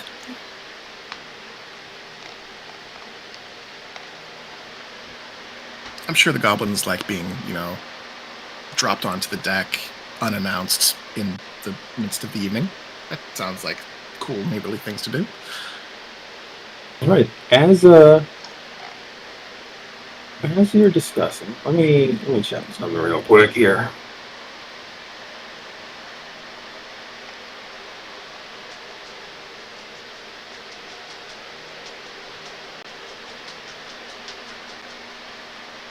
Okay. Alistair, you hear a voice in the back of your head. Alistair, heads up to you and the others. It sounds as though Telemon is looking to depart tonight. If you wish to say your farewells, now would be a good time. Do I know if I can respond to this message? As a arcanist and cognizant of how sending works, you're fairly sure that you can respond in 25 words or less. 25 words or less. Oh, that's very surprising. Telemon said he had obligations to tend to. I'll let the others know. So Alistair kind of spaces out for a little bit. And as others are preparing to move along, this is going to speak up. Guys, Elaine messaged me for long story short, it looks like Telemon's leaving tonight. I don't know what that's all about, but I think I'm gonna go see him off, I guess. I'm coming with you, of course. That's a good idea. Yeah,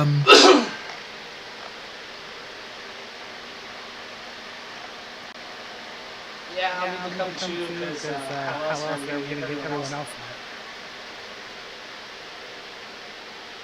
Right.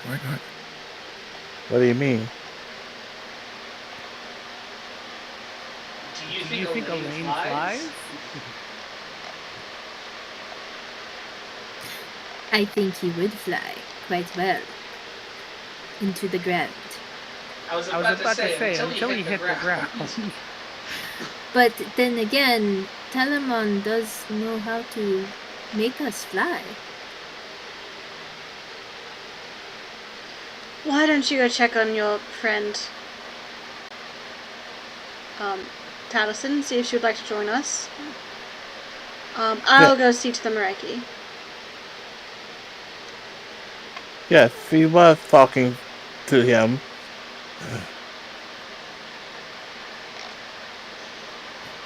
Yes, we saw Telemon and Mirai go off walking and talking.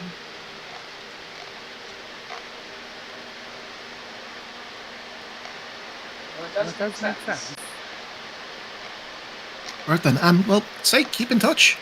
And, we'll catch up.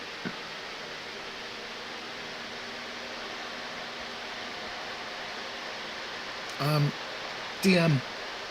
He didn't say when, he just said tonight. Yes. Okay, yeah. I mean, it's already almost, it's night already. It's already 7, so, Alistair's going to prepare to head to Telemon's castle.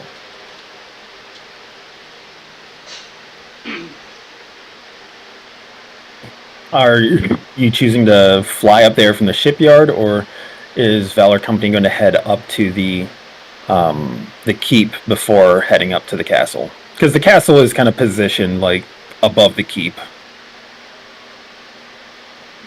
If it was easier to get to the castle from the keep, then that makes sense. What's the fastest way, though? Flying directly?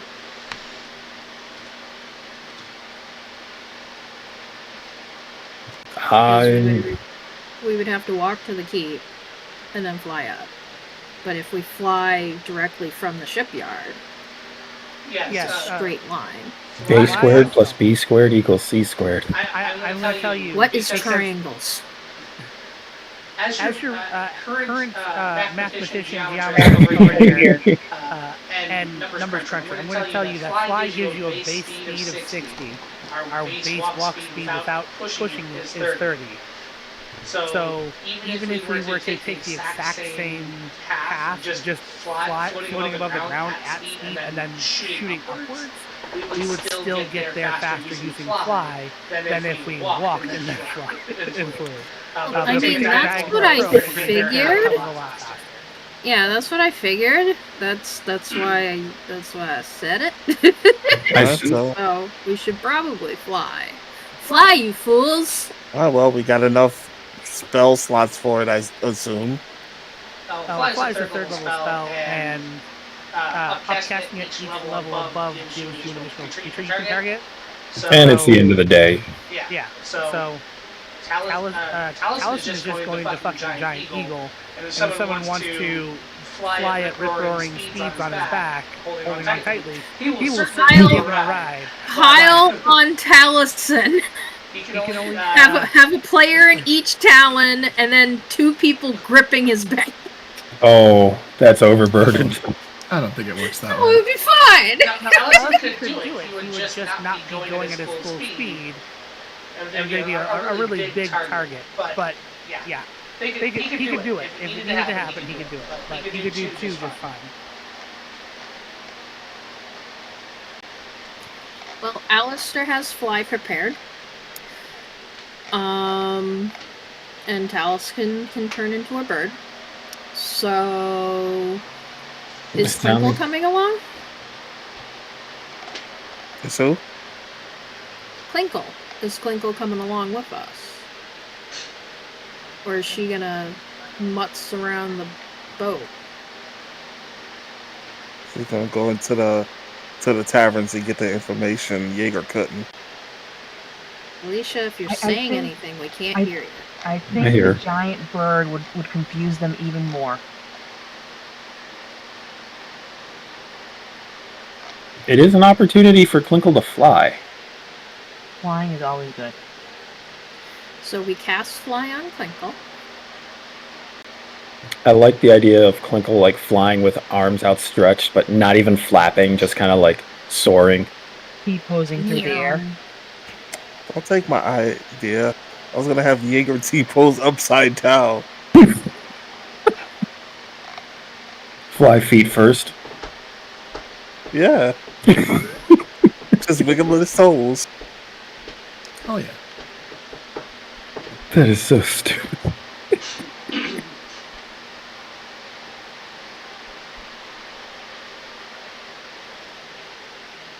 My people need me. All right. Just like that. With a quick cast of fly and a little convenient wild shaping, all those who wish to say farewell to Telamon take to the air and soar out over Kaladesh. Drawing some attention from the shipyards as you just kind of take off. Meow. And you fly off into the air, past the goblin airship as it slowly circles Kaladesh, over to Telemon's castle, where it hangs above the keep in the center of the town.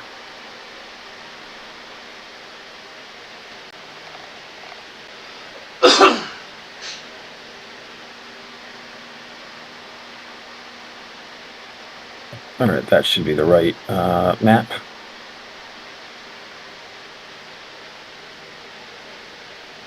So as you are accustomed to doing, knowing that Telamon spends a lot of time roaming the castle, you do see him outside of the control chamber at the very top of the castle. And you can see Mirai and Elaine hanging out with him. His hands are folded. Telemon's hands are folded behind his back, and he seems to be speaking quietly with Mirai and Elaine as Valor Company comes swooping in. I come in ahead of everyone at breakneck speed just because it's kind of liberating. And I just, as I'm landing, shift back and take it easy. And I'll look up and around. And then I'll just go, they're behind me. And then like 10 seconds later, show up.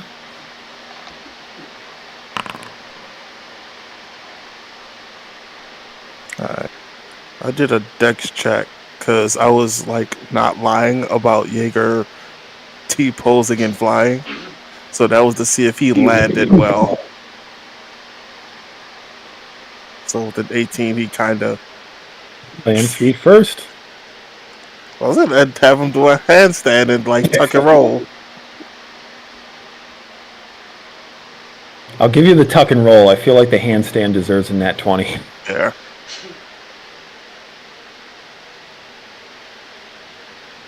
All right, you all come to a stop on the ground around Telemon's control chamber, and he watches you all approach with an expression that indicates that he has gotten accustomed to your shenanigans. Oh, it's these idiots again. Yes, this is normal. Along the same lines as they bullshit. Elaine is just kind of grinning as you all come in for your landings. Hello. Good evening, everyone. That was quite a game that you played earlier. I had the best seat in the house, if a little far away. Too bad you couldn't join us. Though I am perfectly fine avoiding challenges of such... I would hurt myself. You are squarely like your son. You would have done well. Did you not see him? I did. I was very impressed. Oh, you only got punched twice. That is 2 more times than I prefer to be punched. And he didn't lose a tooth.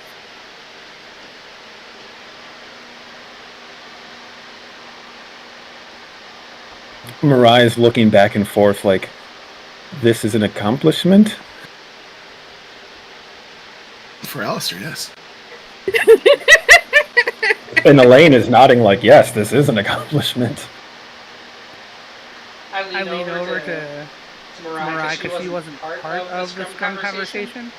I'll say, we were playing Scrum, which is pretty much an excuse to beat up the person that you're trying to prevent from getting a giant ball to a specific part of the field. Huh. I believe I recall a game similar to that being played back where I come from.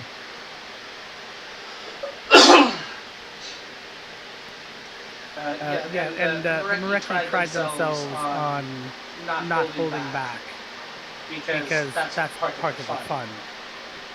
She is just nodding in agreement like, yes, this is something she understands.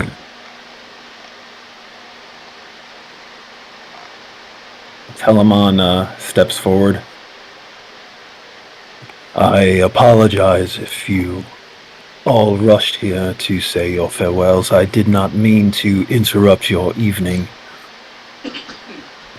I had spoken with Master Alistair and Lady Konane earlier about my intentions of departing. And I have spoken with Lady Mirai and have confirmed that my obligation to her safety has been fulfilled.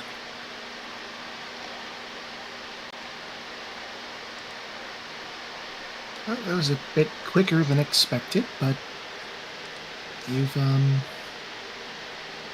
mentioned as much.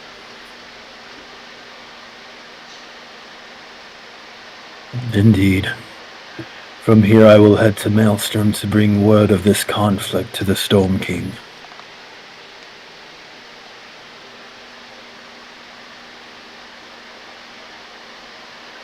I don't think that they're even to be apologetic.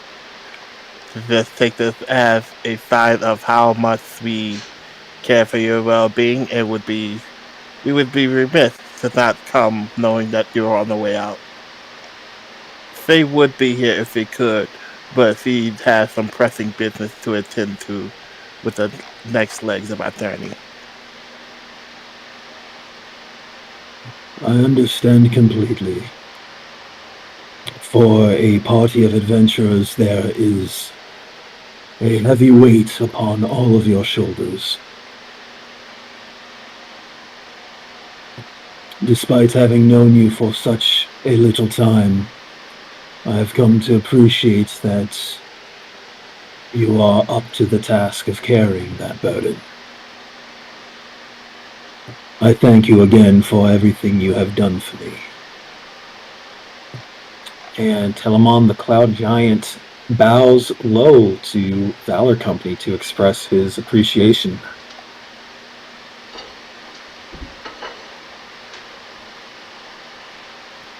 I bow back. Yeah, Kanani definitely bows back. Just as deeply because she respects it so much.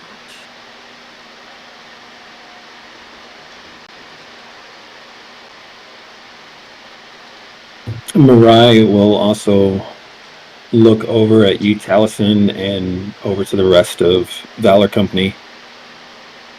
I was rather hoping I might be able to continue my travels with you, Hall. If you wouldn't mind my tagging along a little longer. Not at all. That's actually something we wanted to bring up.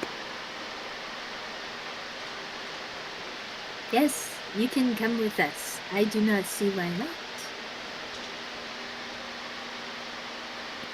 Yep, And I hold out my hand there. I'm like, I had already asked, and everyone seems open. Alistair nods. She'll reach over to take your hand, Taliesin, and flash a smile. I appreciate it. I believe there are answers I am best able to discover were I to remain in your company for a little longer. Certainly. Well, we hope we can help you find what you're looking for. Whatever that might be. She simply nods.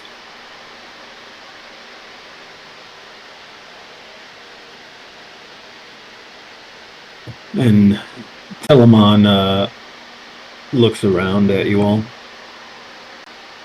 There are a handful of goblins that have decided to come with me on my journey. I tried to dissuade them, but I think they will be helpful in sharing the story with the Storm King. I hope we are able to meet again in your lifetime. And I look forward to such a meeting were it to occur.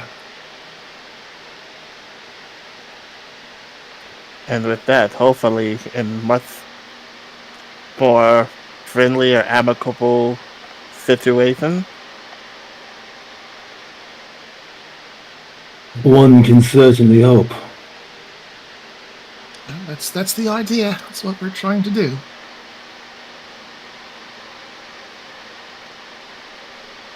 If we don't meet again, Telamon, our story will definitely reach you.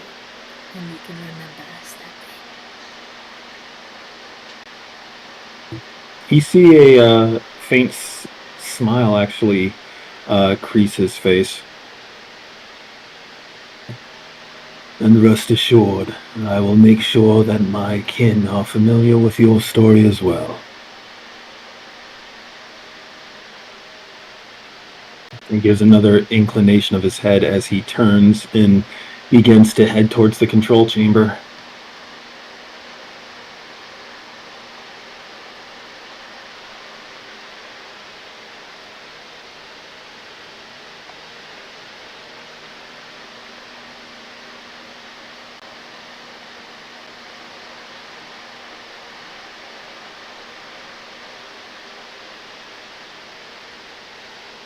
monster kind of moving past Kanane to half follow Telamon, just very quietly. I think I'm gonna miss him.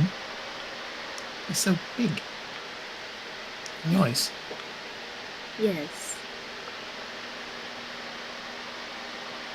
If fate has it for us, we will meet him again.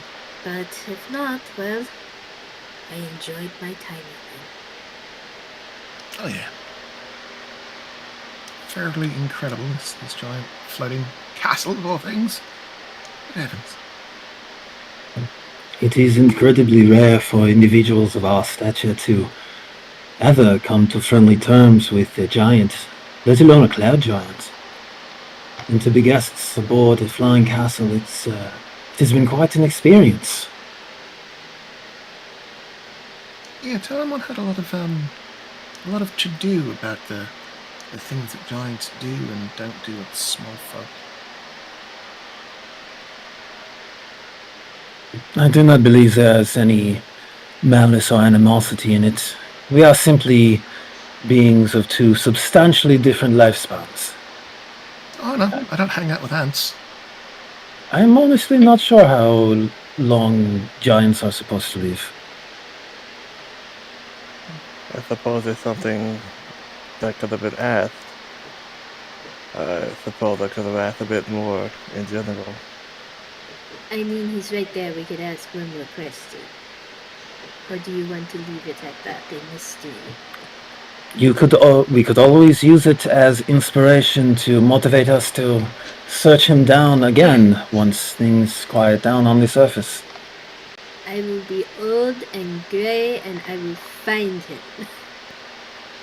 I mean, to be honest, one of the things, he said he was going to the Maelstrom. And if we want, there is a relic at the Maelstrom. It's kind of on our to-do list to eventually visit the Maelstrom. And if he gets saddled up with staying there with his kin, we might run into him there. At the Maelstrom? At the Maelstrom. Well, beneath the Maelstrom, but, you know. Beneath the Maelstrom, at the Maelstrom.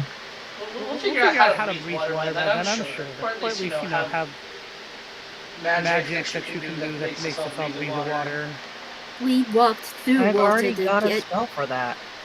We walked through underwater to get out of Kalma. That is true. But I can also become a fish, so I don't put much thought into it now. You have about as thought as a fish. I'm not one for magic in general, outside of what I instinctively can do with the green.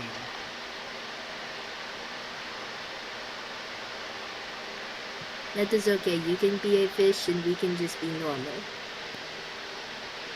I'll take, someone making it so that I can breathe water and still be myself, but, being a whale or a shark. No, you're going to be a fish. Hey, can you be a whale? Yes, is that a thing you can do? Yes, I can become a giant squid if I want. What about a dolphin? It's squid. Yes. What about a seal? Is it a beast that lives in the water? That I would know of. Yes. Yes, I can. If it's so you something could be that's a not crab. a beast, I can. So you could be a crab and I can put you in Alistair's pillow. I would not want to be a tiny crab. No, I would be the giant crab. I want neither a tiny crab nor a large crab in my pillow, thank you very much. I don't want to be in your pillow either. Appreciate it. Should we ask for we should probably get down at some point. I know Telamon did that thing before that let us fly. How are we going to go about doing this? We should probably... Have their fall, you and Twinkle. We could just jump. Oh, no, but then getting to the ship is the hard part. Everyone holding a rope jumps, you cast Featherfall, and then I grab the rope and I pull you along like balloons. Wait, what ship are we going to? What? That sounds incredibly dangerous and I do not like it. Sounds perfectly dangerous. Mirai has quietly moved over to the control chamber, and you hear her call out to Telemon, asking if he would be so kind as to grant you all the power of flight. This is it then. We're leaving now. Okay, cool. So a quick note I wanted to make, because I can't remember if this was a conclusion the party had come to, or if a confluence of events involving the word maelstrom has led to some conclusions among players that the characters may or may not have connected. But yeah, Alistair, you spent some time talking with Telemon, and he has definitely referred to Maelstrom as a place, as a name. Yes, we had a whole conversation. There was an express conversation with Telemon about it. Cool. All right. In the center of the Valor Falls Sea. It is where the storm giant. Cool. Thank you for confirming. I appreciate the confirmation, because I couldn't remember if that was explicit or if it was a series of connections. So, all right. Just wanted to make sure that was a thing.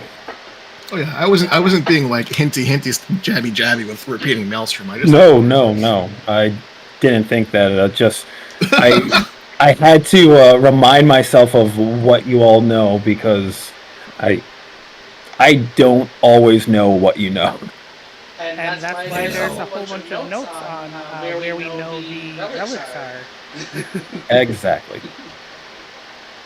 All right. At any rate, you all have the ability to migrate over to the Queen Bee's airship.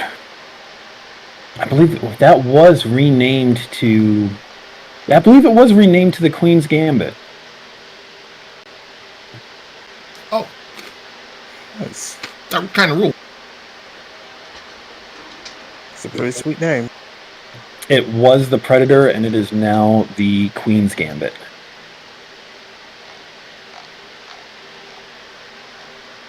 But I want to check in on Say real quick. Yes.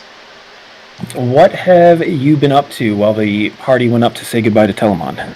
Making arrangements to get our airship fixed faster. Okay. No need to roll for that. You are able to leverage your authority and kind of relationship with the upper echelons of Mereki leadership to get more resources allocated to the bosun's disposal. Bosun gets whatever she wants. That is Talon is cute. That's pretty much the gist of it. And then I'll head up to the Queen's Gambit and talk to them about heading to the refuge. Preferably ASAP. All right. That would probably be good timing to have everyone kind of convene on the Queen's Gambit.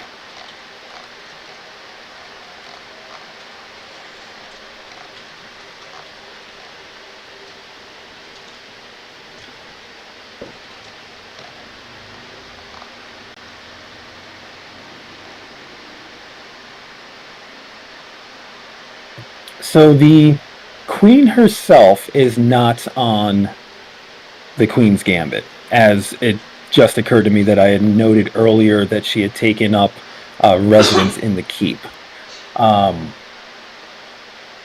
So she has left a command staff behind inside the Queen's Gambit, but if you wish to speak with the Queen and her associates directly, then yeah, that would be at the keep.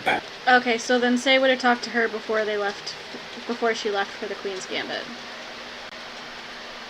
Makes sense. And the rest of Valor Company, y'all would know that you would know the same thing. So does that change your trajectory at all?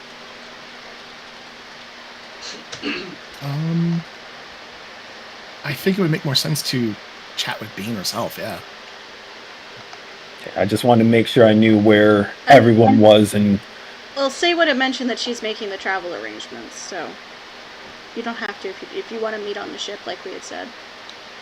Yeah, that works. I mean, we can pass notes through a bag. It works. this is true. All right. Yeah, like I said, just wanted to make sure I knew where everyone was going. All right, so say with the queen bean, you don't encounter any resistance in trying to get a meeting with her. The goblins are all on good terms with Valor Company, and you are brought to her chamber, where at this time of evening she is conducting her business. The rather some of the chambers in the keep that you've seen before are pretty Spartan in decoration. Hers is not anymore. There are pillows all over the place. It looks like tapestries, or there are tapestries. They look like they might have been tapestries that were looted from some of the airships and gathered in storage at the keep. The goblins have raided and claimed as their own.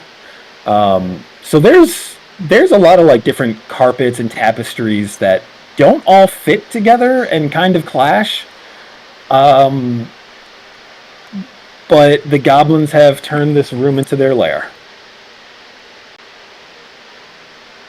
There are a number of her harem just kind of like sprawled out or sitting at tables, either playing games, or a substantial number of them are actually writing in ledgers or exchanging pieces of parchment that look to be reports of some kind. And the queen herself is seated near a window, one of her handmaidens brushing out her long hair, and she welcomes you in with open arms, so to speak, gesturing you over to sit with her, and you're able to lay out your case for your travel arrangements. Now, making sure, now this might be something we can work out of character just to confirm order of events in terms of travel arrangements. So 15 hours to the refuge, 15 hours back, that's pretty much a day and a half-ish. Do you want to go to the refuge before the meeting with the Lord's Alliance, or go to the Lord's Alliance and from there head to the refuge and then back to Kaladesh? Remind me again what your order of events was. The plan was from Kaladesh to the refuge to the Lord's Alliance. But if the only way to get Queen Bean on board is that we stopped at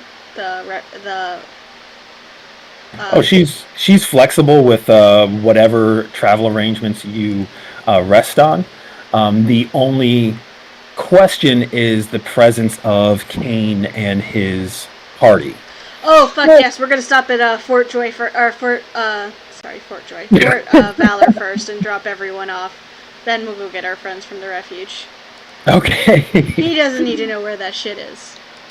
That was the gist of why I wanted to make sure that I understood the order of events. I kind of got the inclination that we forgot about the Mareki. But yeah, that would make sense. The queen is she's always eager to travel in style and feels like arriving in the Queen's Gambit is she muses out loud that this is a fine display of power that I can put forth to see the other players in the Vale. Yes, I like this idea. The invaders will ride on my airship, and we'll get to rub it in the noses of all those orcs down on the ground. Yeah, I like it.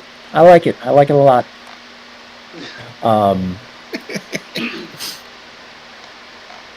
Yeah, she is she was already committed to the meeting, but she'll make arrangements with Kane to ensure that he has his party selected. And yeah, you've got your travel arrangements down. So the Lord's Alliance meeting will be coming up. From there, everyone will be able to go to the refuge to pick up your companions. And then from there, probably return to Kaladesh and pick up the Mareki along the way, hopefully. I think things are getting out of order. The Lord's Alliance meeting isn't for several days. 2 days is when Janica will be there. So Say intends to get to the refuge and back before. Ah, okay. So the plan, My bad. as stated, was from, or the plan as I understand it is from Kaladesh to Fort Valor to drop off the Mareki and them. Then from Fort Valor to the refuge. From the refuge. I got my own timeline mixed up, thinking that I forgot that the meeting is only like 5 hours from Kaladesh, so right. Or we borrow the airship and we just go to the refuge, and then meet everyone send the ship back for them. Yeah, going to pick up everyone from the refuge would work out fine. To make sure everything works correctly. Well, yeah, you can probably get going on the airship tonight and wake up in the refuge. Yeah, 15 hours. Yeah. That would work 15 out. hours from Kaladesh to the refuge, yeah. Yeah, that was the goal. All right. So in that case, the Queen will write out a writ of passage, basically, with her seal signed, with her approval, and she will send 2 of her stabbers with you, 2 of the triplets. The triplets! And you will be able to take the writ of travel up to the current captain of the Queen's Gambit, and you will have her authority to get the ship moving under your command. Perfect. That's the plan. And I'll meet everyone on the ship, having made all the arrangements. Sweet.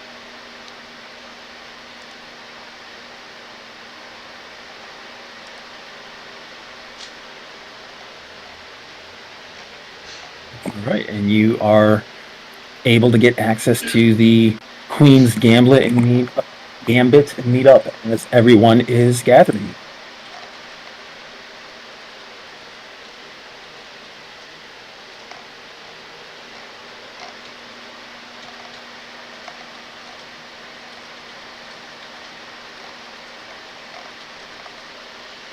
Right. Let me just hand this writ to the captain and we'll be off.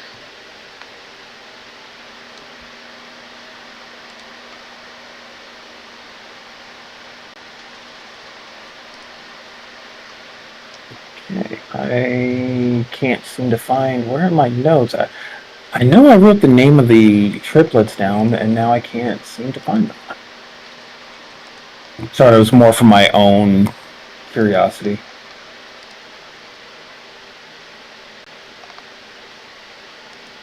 All right. Yeah, the captain is... Well, he looks responsible enough for a goblin.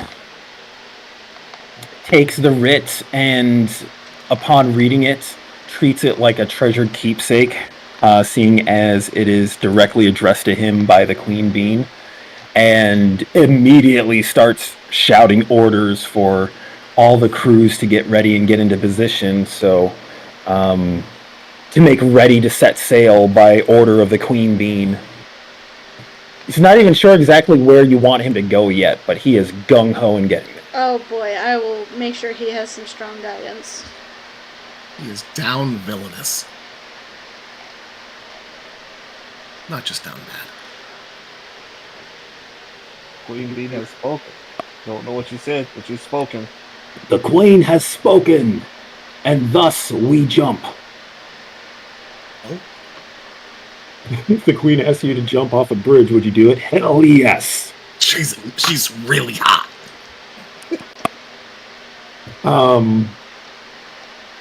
All right. So, with that all being set in motion, are there any lingering tasks that you want to take care of in Kaladesh before you all? Oh shit! I gotta go get my boots. Can we just assume that Say got her boots during all of that? Yeah, that's fine. I think the cobbler said it would be ready by the end of the day or something, right? Yeah, she would have gotten it on during all of that. Yeah, probably on the way back from the shipyards. Yep. Yes, Say will not depart without her boots.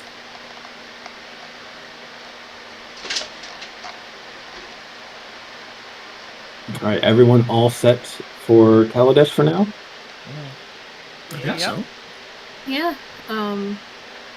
During their travels on the Goblin ship, Konami's gonna ask about cute clothes. So this is definitely something the two stabbers would be very interested in. And they would be more than willing to bring you down into the depths where they store away some of the items that they had accumulated for the Queen's benefit. I really need to find their names. It's annoying me now. I'm sorry. It's not even your fault. Like as soon as I mentioned the stabbers, I'm like, I chose names for them. I know I have names for them. I know you did too. I want to say you wrote it in the Discord group chat. I definitely did.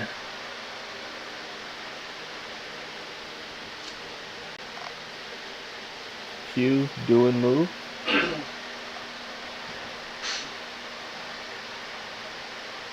It was definitely a silly pun. I just can't remember what silly pun I had used.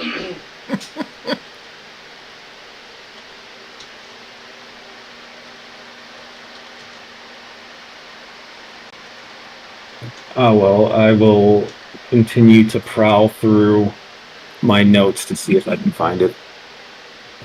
In the meantime, Valor Company has enlisted the aid of the Queen's Gambit, has set in motion the repair of their newly acquired Stormlight airship, and is en route to the refuge to pick up the remainders of their party.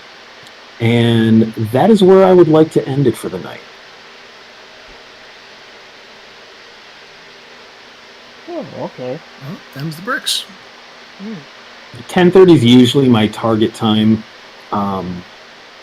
And getting to the refuge, gathering Taro and Vera, there's some things I need to make notes for. So that is actually a very good point to end with the party en route. So in 15 hours, the next session will pick up at the refuge. Okay. So that'll be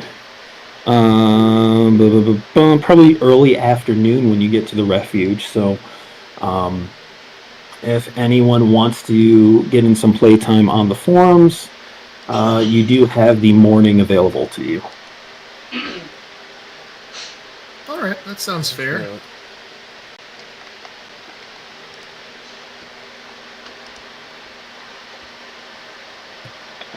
Excellent. All right. Thank you all for playing tonight. Thanks for running. Fun game. Thank you. Thank you for running. Yeah, thank you. Y'all have a airship now. Well, we have an airship in production.